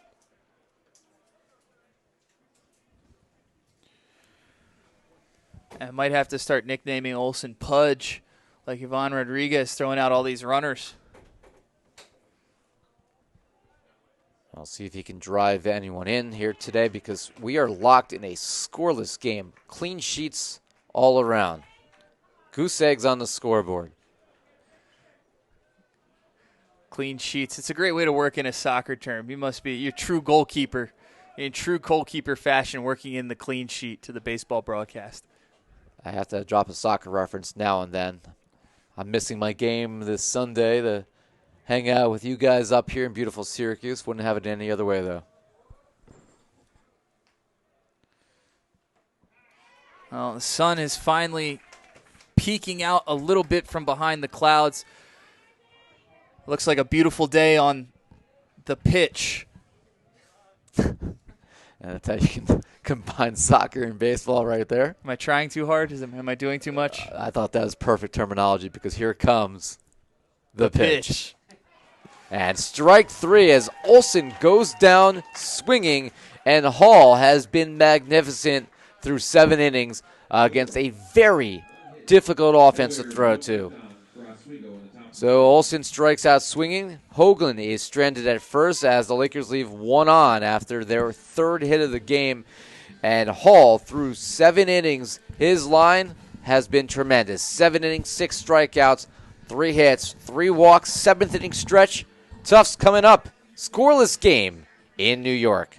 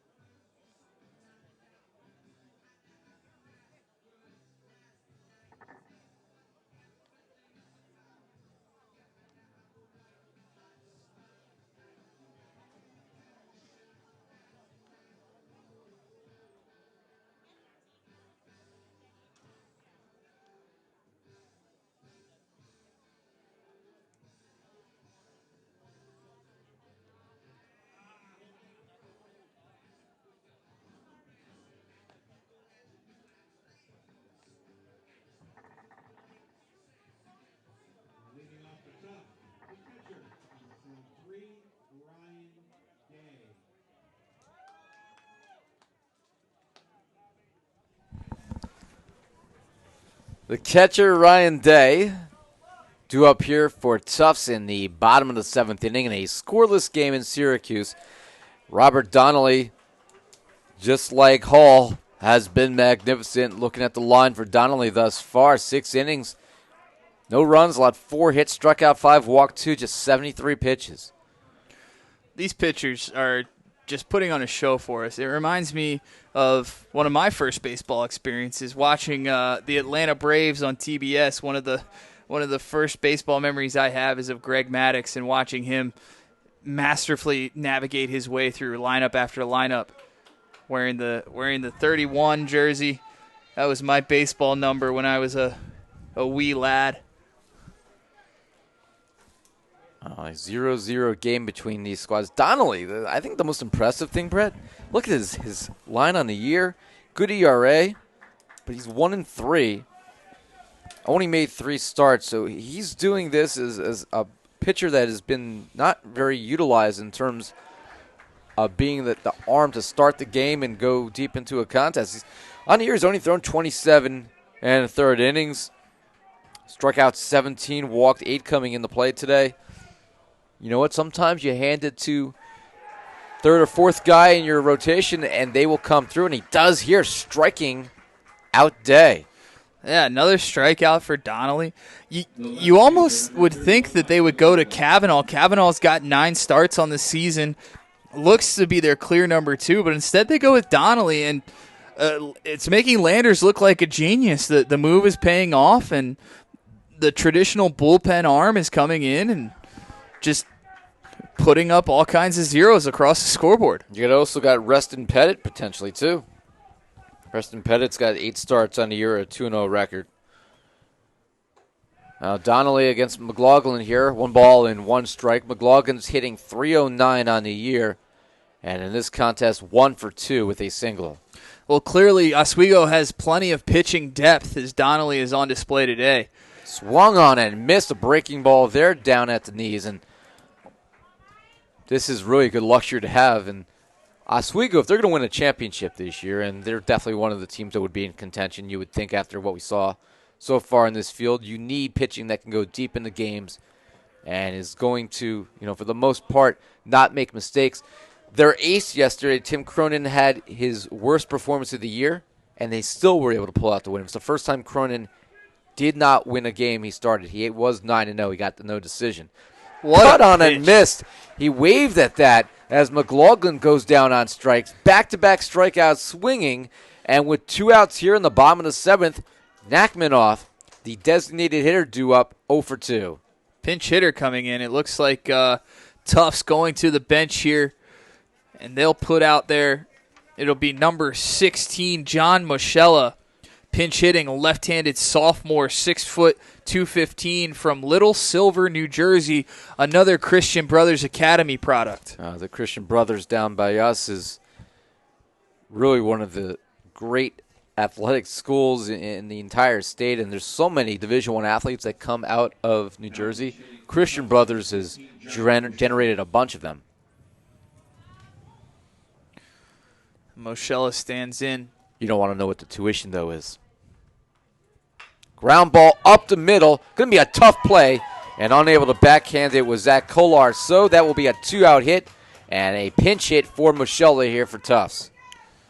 Well, hits are a rare commodity in this game. Moschella comes off the bench ice cold and is able to get his job done with a 2-out single here for the Jumbos. Let's see if they can start a rally off the pinch hitter's momentum here. Moschella on the year has only played in 17 games, including today. Only started 5 and picks up his 10th hit of the year as it keeps the 7th inning alive for this Jumbo squad, bringing up Petrie. Petrie's hitting .291. He's walked, and he's grounded to short. Well, Donnelly leads him off with a curveball for a strike on the outside corner. His breaking stuff has been on point today.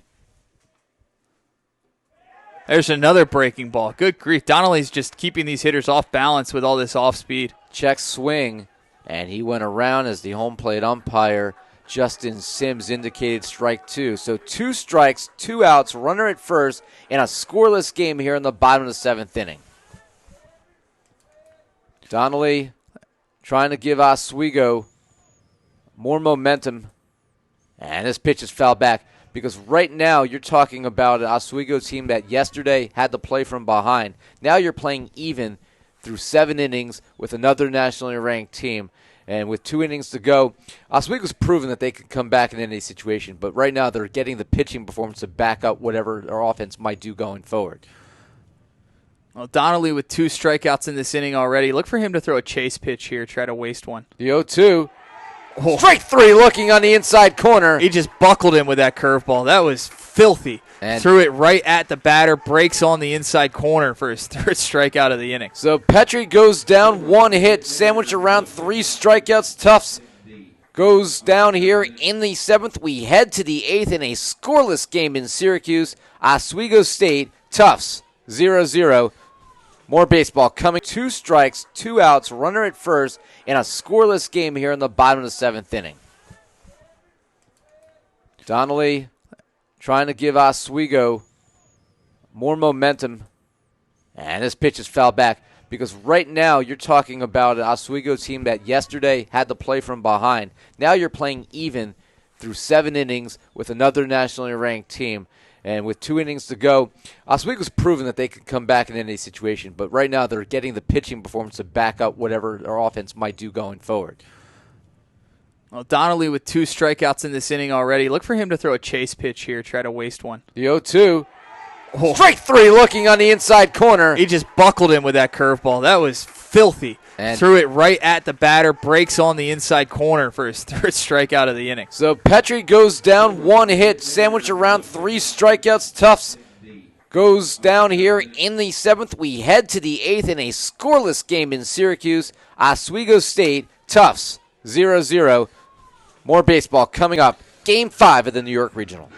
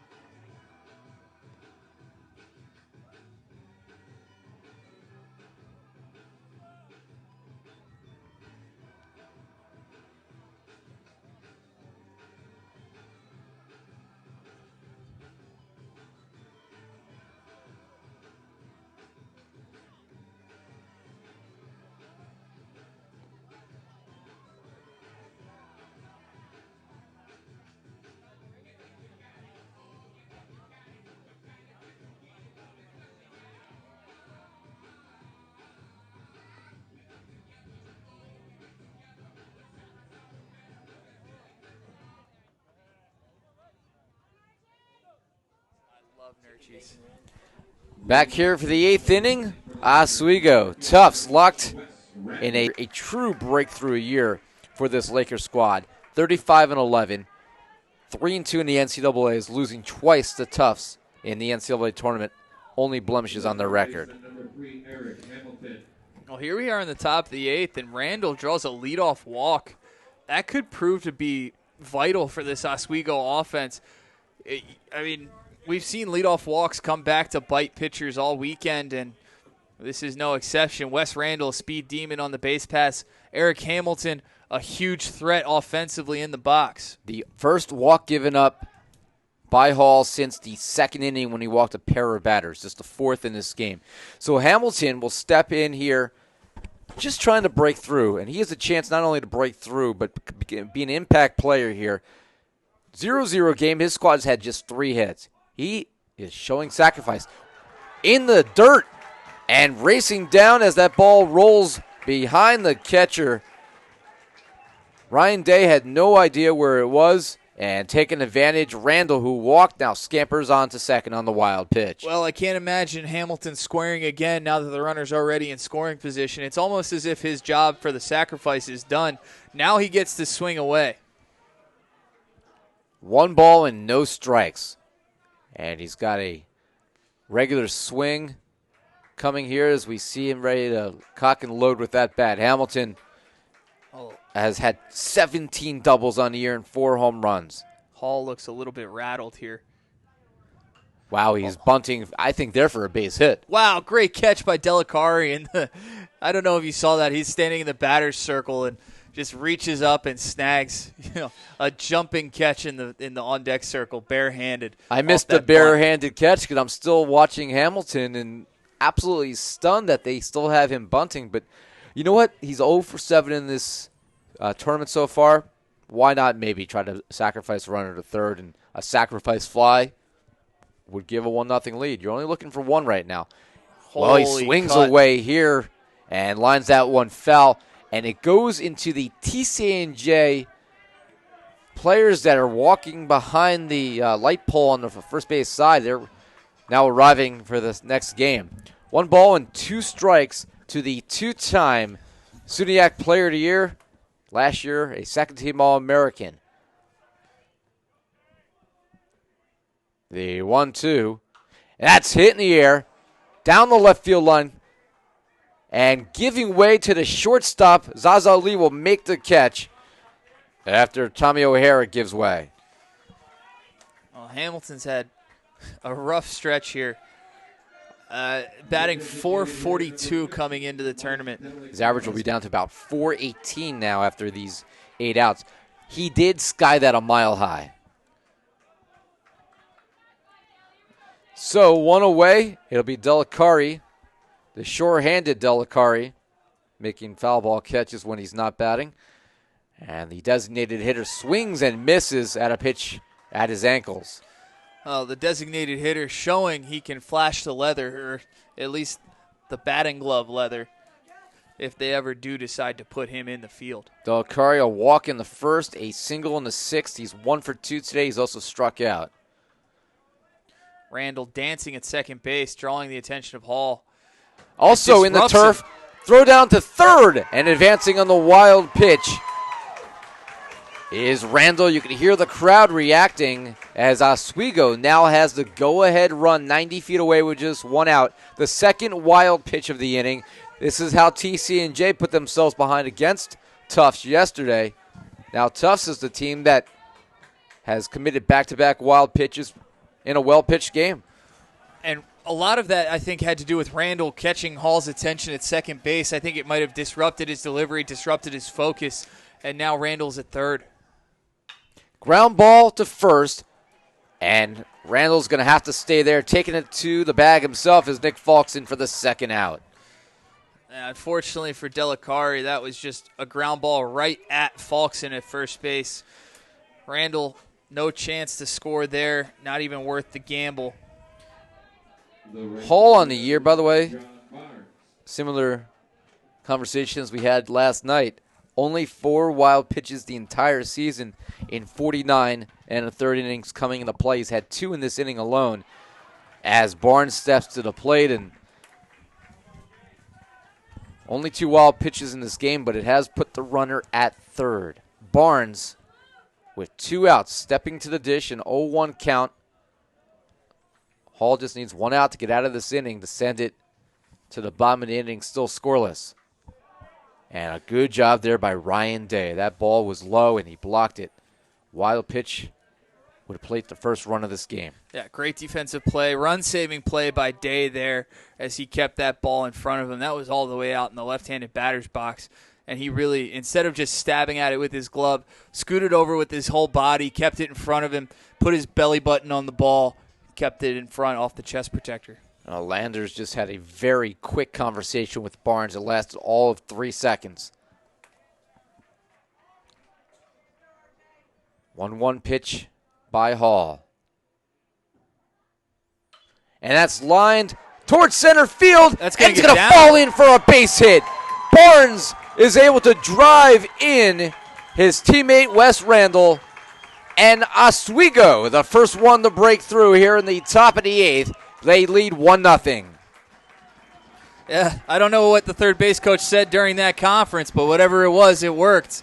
As Barnes just gets a decent swing on the ball off the handle there and powers it over the second baseman into shallow center. For a second, it almost looked like he choked up the bat very, very slightly. Maybe that brief adjustment was all that was needed to be made, but the Lakers, just their fourth hit, the first run for either side. It's 1-0 Oswego here in the top of the eighth. Still 2 outs. This is a game that neither side should lose. It's been that well pitched from both teams, and a game like this, 1-0 might be enough. Well, this might be the lowest scoring game of the tournament so far. Definitely the lowest scoring game of this regional. I thought this could easily be a 6-run type afternoon for Oswego after what we saw yesterday, but it has not been, as both these pitchers, Hall and Donnelly, have really become gems on the mound today, pitching two of the best pitched games not only in this regional, whole tournament so far. When you have a 6-team field, though, you always have a lot more competition, better teams than you do when you have an 8-team field. Throw back to first, and Barnes, and he'll dive in safely. If Oswego does win this game, Barnes will be who we have coming to the press box for our postgame interview, and we'll ask what Coach Lander said to him. Yeah, I can only imagine. He probably said something like, hey, John, if you get a base hit here, we're going to McDonald's after the game. We can get McFlurries. I'm sure the conversation was exactly like something that. like that. Yes. Swung on and missed, strike 2, 2-2. Well, that's why Barnes was fist pumping all the way to first base. He says, McFlurries for everybody, clapping and pointing to the bench. I thought it was Papa John's, but maybe you have some insight that I don't have. Everybody's getting some Papa John's tonight. Yeah, free plugs for everybody.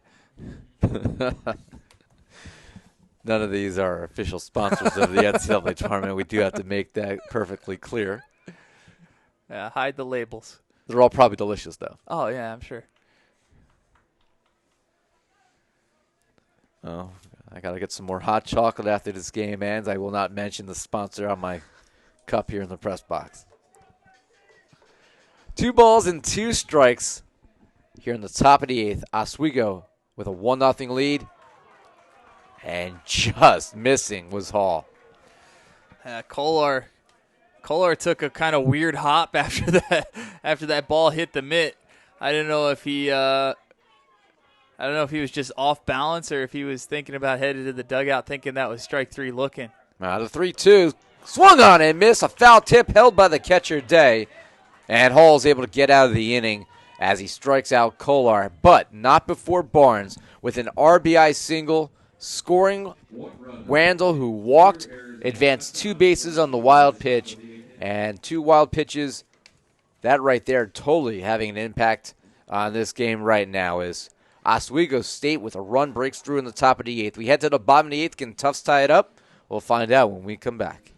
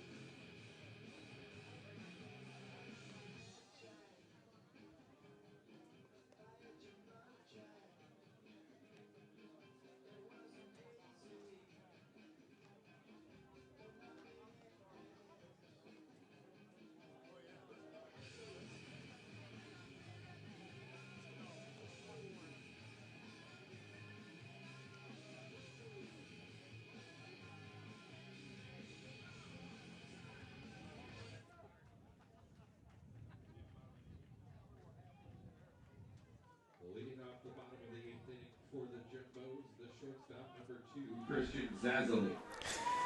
The shortstop, Zazzoli, will lead off here for the Jumbos. They now trail 1-0. It'll be the 9-1-2 hitters for Tufts as Zazzoli swings away, fouls it off to our right. He's Donnelly. hitting 273 on the year. Brown and Kutch will follow him. And Tufts has 5-4 edge in hits, but they trail right now on the scoreboard 1-0 in an elimination contest for them. Well, Donnelly's still on the mound. He's been incredibly efficient here facing That's just his 90th pitch. he's only thrown 90 pitches. He's only faced 18, 19, 20, 21, 22, 26 batters across 7 innings. It's only 5 more than the minimum. Tough play. Hamilton to one knee. The throw will not be in time. Oh, almost a great play. Hamilton had to go all the way to the line on one hop with his knee on the surface, grabbed it, and he didn't have time to get up. He tried to strong arm it across the infield. Just an impossible play to try to attempt to get Zazali there. Yeah, I'm not sure if Machado could have made, or Manny Machado from the Baltimore Orioles could have made that play. A Gold Glover. That was an incredible stop, first of all, to keep Zazali from extra bases, and then almost an incredible throw across the diamond to get him out. Now, Zazali was already at first base first before the ball got there. A bunt on a sacrifice attempt here by Brown, dribbles foul. Smart play by Olsen there to let that spin off and into foul territory. Not sure he would have had a play at first there with the speedy Brown running down the line. And Zazali was already sliding into second as he picked it up, so there would have been no chance to get the lead runner. Have you noticed how there have been no short slides today? No short slides today. Even, Delicari hasn't been on base. He hasn't had a chance to do it, so we'll see if he can redeem himself. No chalk outline this morning when we got to the field, though, so it seems his team didn't razz him too badly. As of right now, that does stand as our blooper moment of the tournament. And fortunately for Oswego, they were able to win that game, and it didn't end up becoming something that they'll remember other than getting a good laugh out of it. Yeah, it's almost worth having Delicari up here for the post game just to see what his thoughts were from that previous play. Maybe we'll ask if we do have an Oswego player up here, we'll ask him about his slide yesterday. Or we could always just try to slide across the press box and not reach the door. Well, I don't think I want to put myself in that much bodily harm. No balls, 2 strikes here to Brown, who won't be able to try to sacrifice here. Oh, well, he does, and he goes around. That's strike 3. I'm not sure why on 2 strikes you would do that, but chance taken here by the Jumbos, and it does not pay off. He goes down, and that is a strikeout to Brown. And for Donnelly, you can add that to his resume. He's now got 9 strikeouts against just 2 walks and 7 1/3. Kutch, the right fielder, hitting .317. Not one of those strikeout victims. He was hit by a pitch in the 6th inning, otherwise 0 for 2. Cut on and missed. Kutch swinging away after Brown couldn't get the job done on the sacrifice.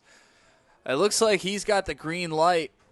Try to move Zazali into scoring position here with 1 out.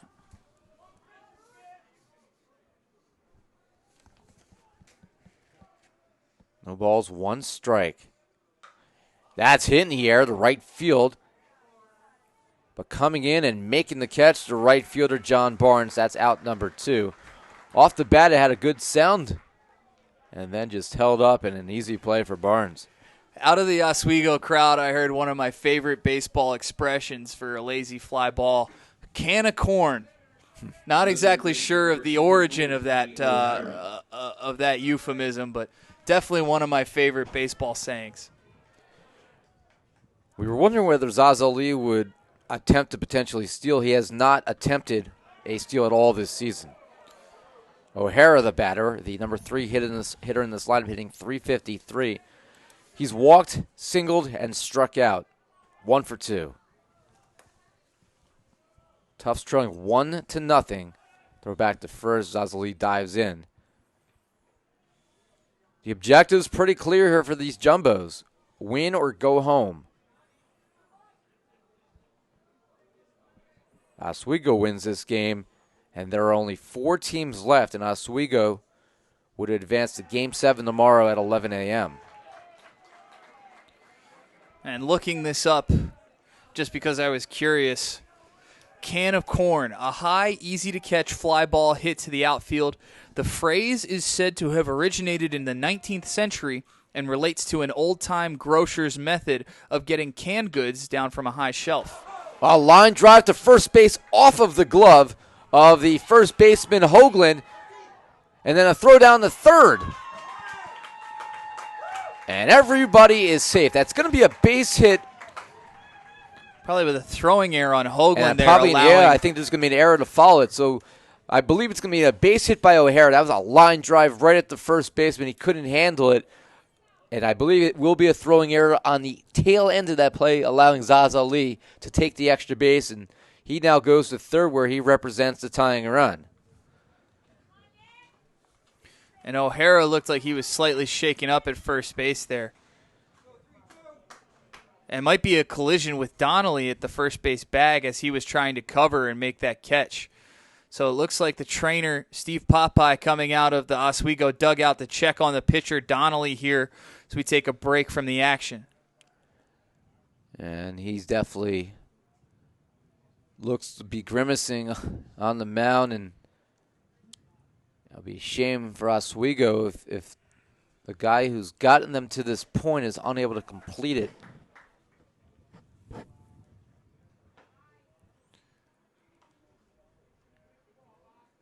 Well, Donnelly shakes off the trainer and his head coach, says he's fine and will continue. Wow, they have officially scored this 2 errors on the play. An error allowing O'Hara to reach. And then a second error, which we suspected, allowing Zazali to advance to third. So they gave 2 errors on the play there.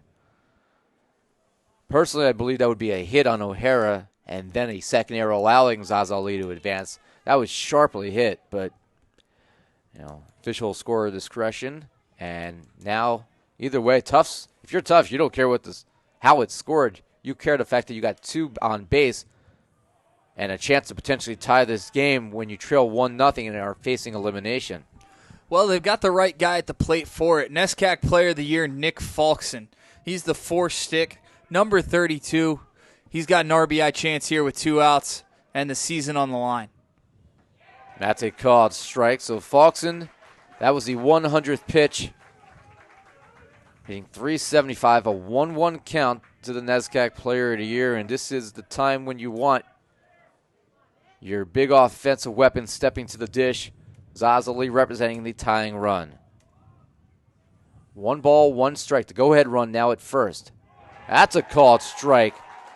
Donnelly, after being shaken up, back-to-back sensational pitches that leave Falkson just looking at the plate. It'll be interesting to see if they send O'Hara from first with a first and third situation. And if they do send him, whether or not Olsen throws down to second with Zazali on third. 1 ball, 2 strikes. Donnelly deals. Ground ball right back to the pitcher. He'll take it to the bag himself and will flip it to the first baseman, Hoagland, before sprinting over the bag and into the dugout to high fives from his teammates as he gets out of a runners on the corners jam here in the 8th inning. Falkson hit it right back at the pitcher, but Donnelly able to field and flip, and we will head to the 9th inning. Oswego State clutching a 1-0 lead.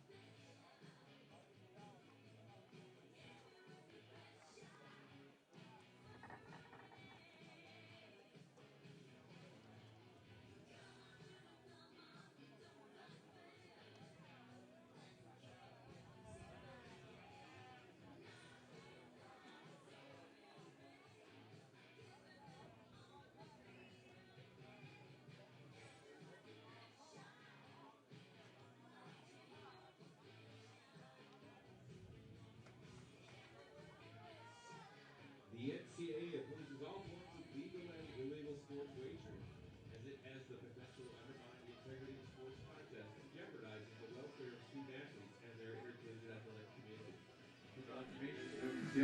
Now we're back here for the 9th inning in a 1-0 game. Oswego State on top of Tufts.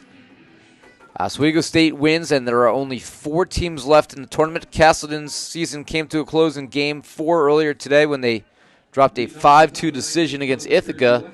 That was an elimination game for both schools. The Bombers stay alive another day. Tufts does not find a way to come back, and their season will also come to a close today as well here in Syracuse.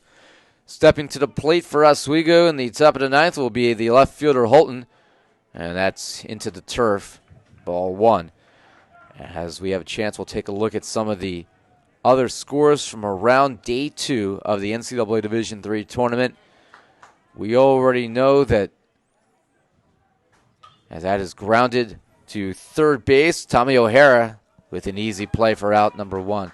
We already know that 11 nationally ranked teams come into the play today, facing elimination after 11 teams went down yesterday. Could have very easily been more, but Oswego State was one of the 2 that had to come back and win it in extra innings, or in their last at bat, I should say.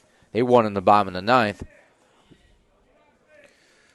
And we look at some other scores that are going on right now. Cortland and LaRoche is the score that everyone is most concerned with. The last time we checked, Cortland was up on LaRoche 8-2. 2 teams that were, I believe, in the World Series last year. And is that one final? It is. Cortland has beaten LaRoche 10-2, so the Red Dragons stay alive. That's floated down the left field line, going to be out of play and foul. Well, how about the most unique mascot in Division III, Webster? The Gorlocks up 2-0 on Birmingham Southern. That's going to be a big upset if that stands. A lot of nationally ranked teams are running into trouble early in this tournament. Chopper back to the mound. Should be an easy play here for Hall. And that is their second out. So a 1-3 ground out, 2 outs. It'll bring up the shortstop, Whalen, hitting .375. He's walked, grounded to short, and popped out also the shortstop. So he's 0 for 2. A couple games coming up that I'm actually looking forward to today. Number 1 ranked LaGrange playing Rowan. This is down in the South region. That's high. Johns Hopkins and Alvernia in the Mid-Atlantic. And I said to you earlier today, I think Rowan and Alvernia could very easily win both of those games. This is an interesting play by Whalen here to square with 2 outs in the top of the ninth. 2-ball count here. Oh, the Lakers need base runners if they want an insurance run. He's squaring all the way around. It doesn't look like he's trying to bunt for a base hit. Right now, just trying to get on base. Listen, if you're Oswego, you have the lead. You do want to add more to it, but you have a pitcher on the mound right now who is throwing just lights out, having, you would imagine, the best performance of his career. And you have to feel confident that if you don't score here, you're in good hands coming to the bottom of the ninth. That's way inside, brushing Whelan back as he has a spin off the plate. Oh, maybe Whalen's only squaring around to try to disrupt Hall. So far, it's worked. 3-ball count. Our next game will be Southern Maine and TCNJ. That's a called strike, and that will be a winner versus winner game. If Oswego wins, they're 2-0, and they would face the winner of that game tomorrow, and the winner of that would go to the championship game. That's hit in the air to left field, but not deep enough, as turning and making the catch is Mike McLaughlin, and that is the end of the top of the ninth. So a fly out to left as Oswego State goes in order. We head to the bottom of the ninth inning. Last chance for Tufts to keep its season alive.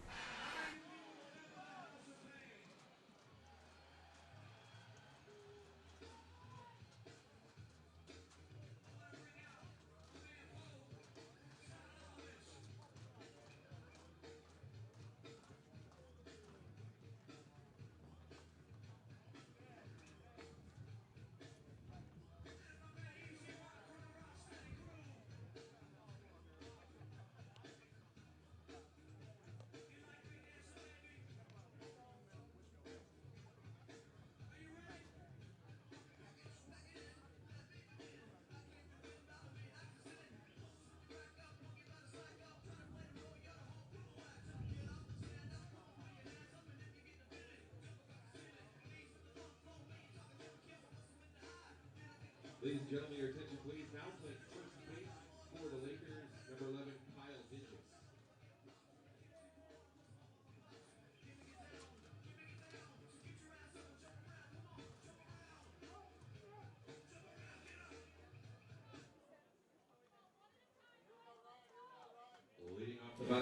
And we're back for the bottom of the ninth inning here in Syracuse. Ira Thor, Brett Ford in Game 5 of the New York Regional.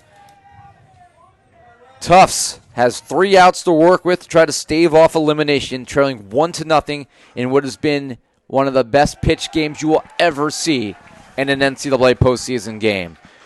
Donnelly has thrown just 103 pitches through 8 innings, and he's allowed just 6 hits in a shutout performance thus far. The 0-1 is off the plate. Inserted into the Lakers lineup at first base, coming in for Hoagland, is number 11, Josh Dingus, defensive replacement here in the bottom of the ninth inning. Oswego, by the way, is vying for its 6th shutout of the season. That's a called strike 2. And the crowd for the Lakers, which is a pretty good one considering they're only 45 minutes from this stadium, and they're really getting into it now. The 1-2 by Donnelly. That's high. Oh, the Laker faithful wanted that one. Just missed a little bit high, up by the letters of day. He lets it go by. 2-2 count now as Donnelly digs in. A lot of fans are on their feet for Oswego. The 2-2, ground ball, back to the pitcher on one hop, and he takes it himself, flips it to the first baseman, Dinges, for out number 1. 2 outs left for Tufts.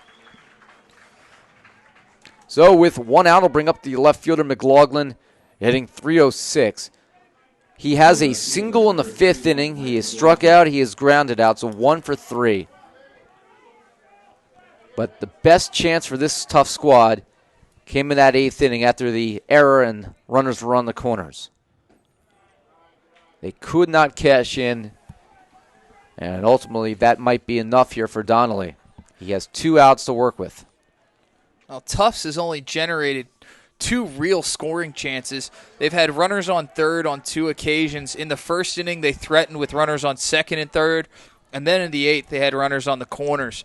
But other than that, there haven't been any runners make it past second base. 2 balls and no strikes. Robert Donnelly deals. Swung on and missed. He has not thrown a shutout this year. In fact, he's not had a complete game either. Right now, he's vying for both. Tim Cronin's thrown 6 complete games. Other than that, no other pitcher's thrown more than 1 for this Lakers squad. Cut on and miss, strike 2.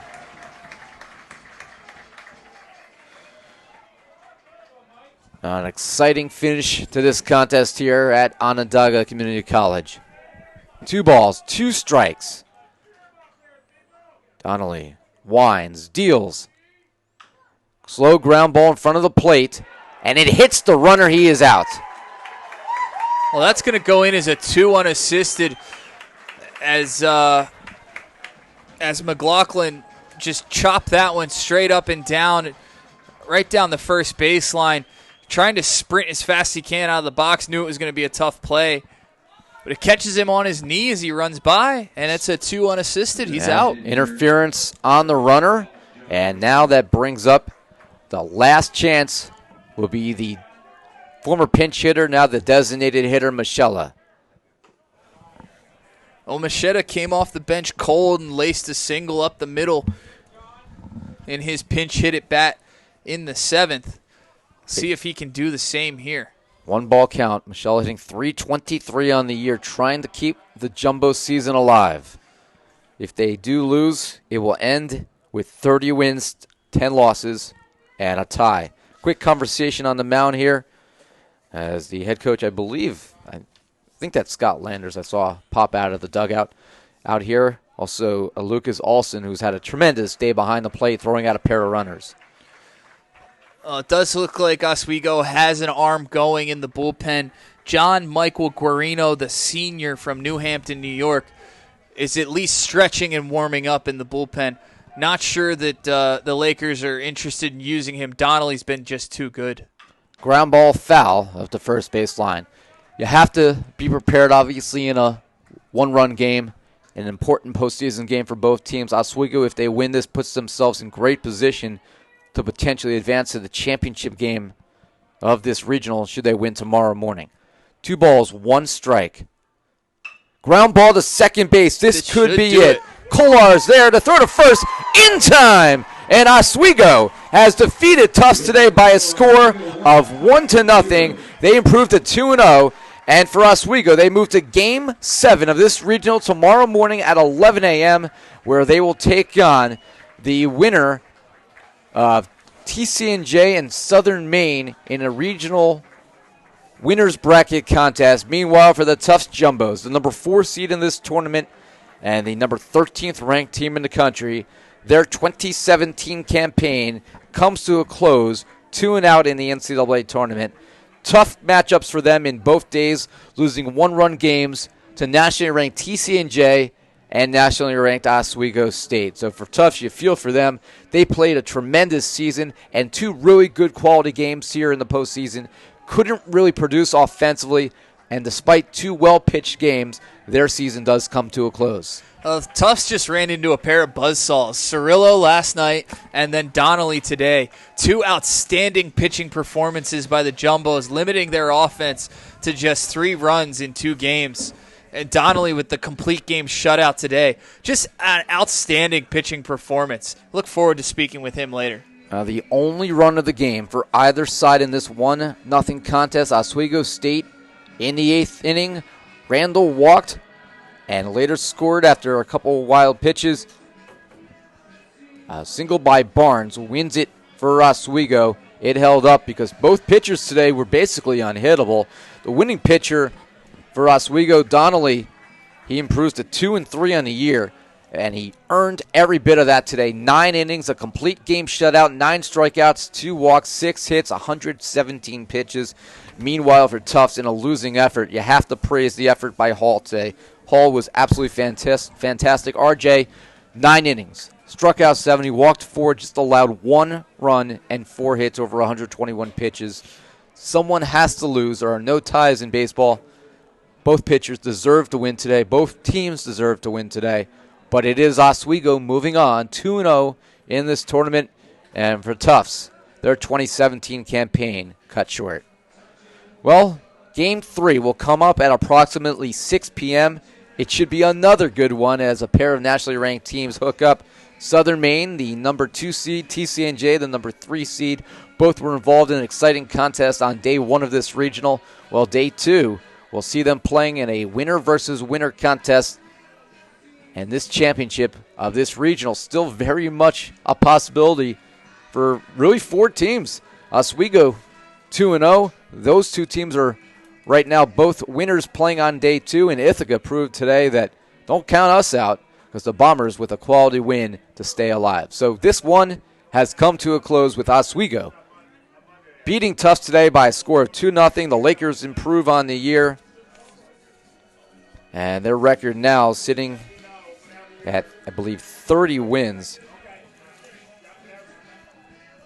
They are 30-8 as Oswego, after being out of action for 2 weeks, almost 3 weeks, showing no rust whatsoever, picking up the way they left off before the SUNYAC tournament got rained out. Final score, 1-0. Oswego defeats Tufts. For my partner, Brett Ford, I'm Ira Thor. Thanks for watching this broadcast, Game 5 of the NCAA Division III New York Regional, brought to you by the State University of New York Athletic Conference.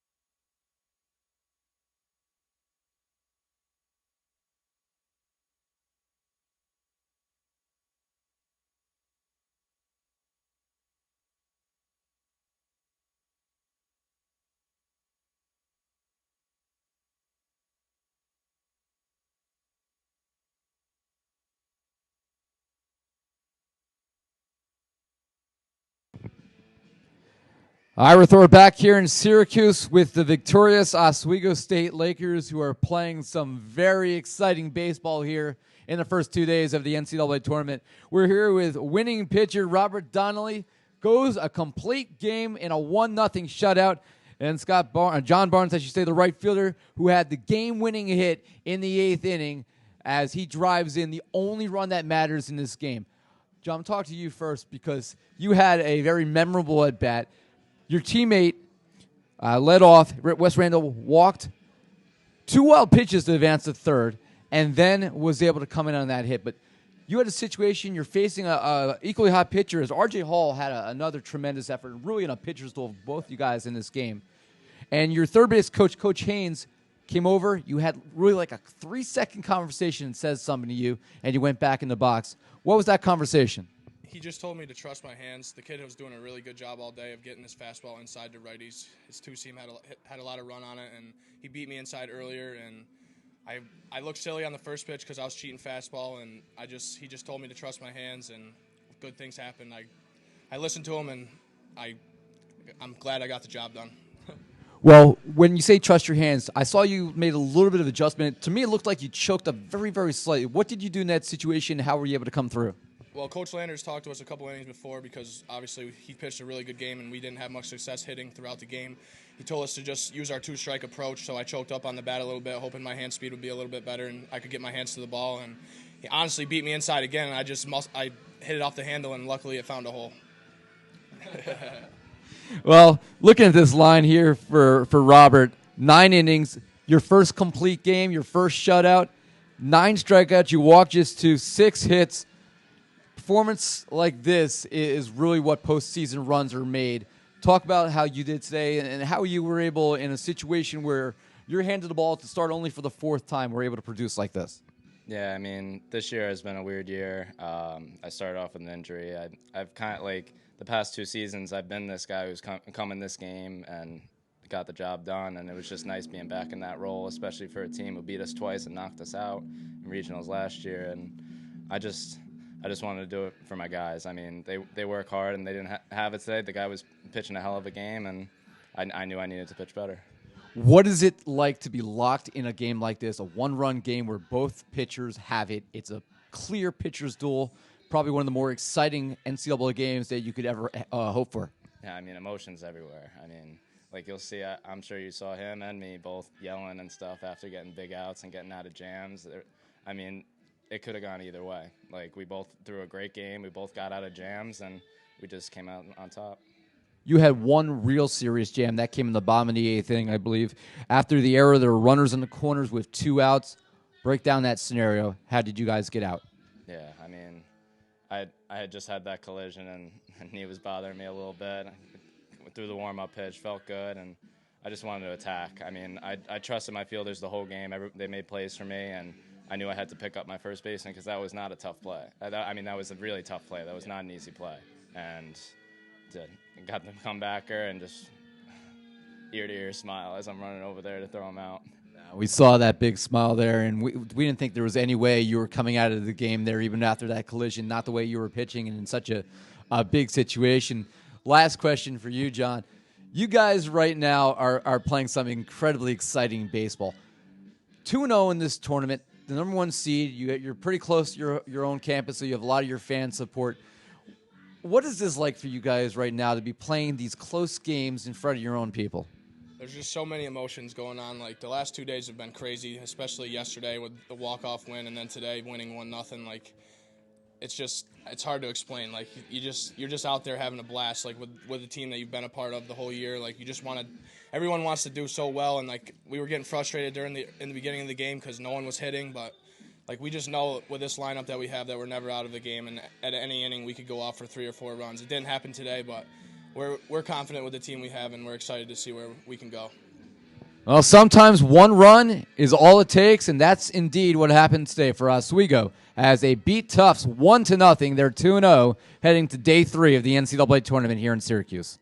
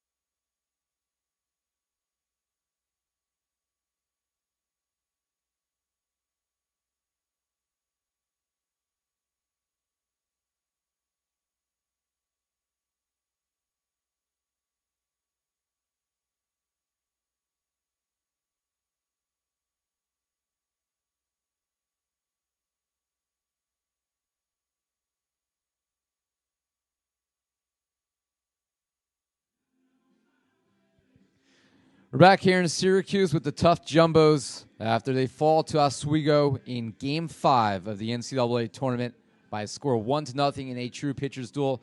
We have head coach John Casey along with R.J. Hall, who in a loss they really had a sensational effort. A 9-inning complete game, struck out 7, allowed just 4 hits and 1 run. We'll start with you first. You're only a sophomore. Pitching in a big spot here in the NCAA tournament, but you came with your best stuff and really were able to handcuff a team, a top 10 team, number 1 team in the region. Even in a loss, I think you have to be satisfied with your ability today to really dominate on the mound. Yeah, I mean, I aimed for perfection. I fell short, and apparently that's the worst part about it. But, yeah, I mean, I gave it my best effort and gave it out on the field, and I did it for my seniors, wanted to see them continue to pitch and continue to advance in this tournament, and it's unfortunate, but you learn from loss as well. So, in a situation like that where both teams are truly locked in, both pitchers are throwing their best stuff, what's it like emotionally? Because you could see definitely you guys are both pumped up. You and Donnelly were both pumped up. And what's it like for you as an athlete, student athlete, to be able to pitch in a game like this? That's why I do it. It's awesome. It's fun.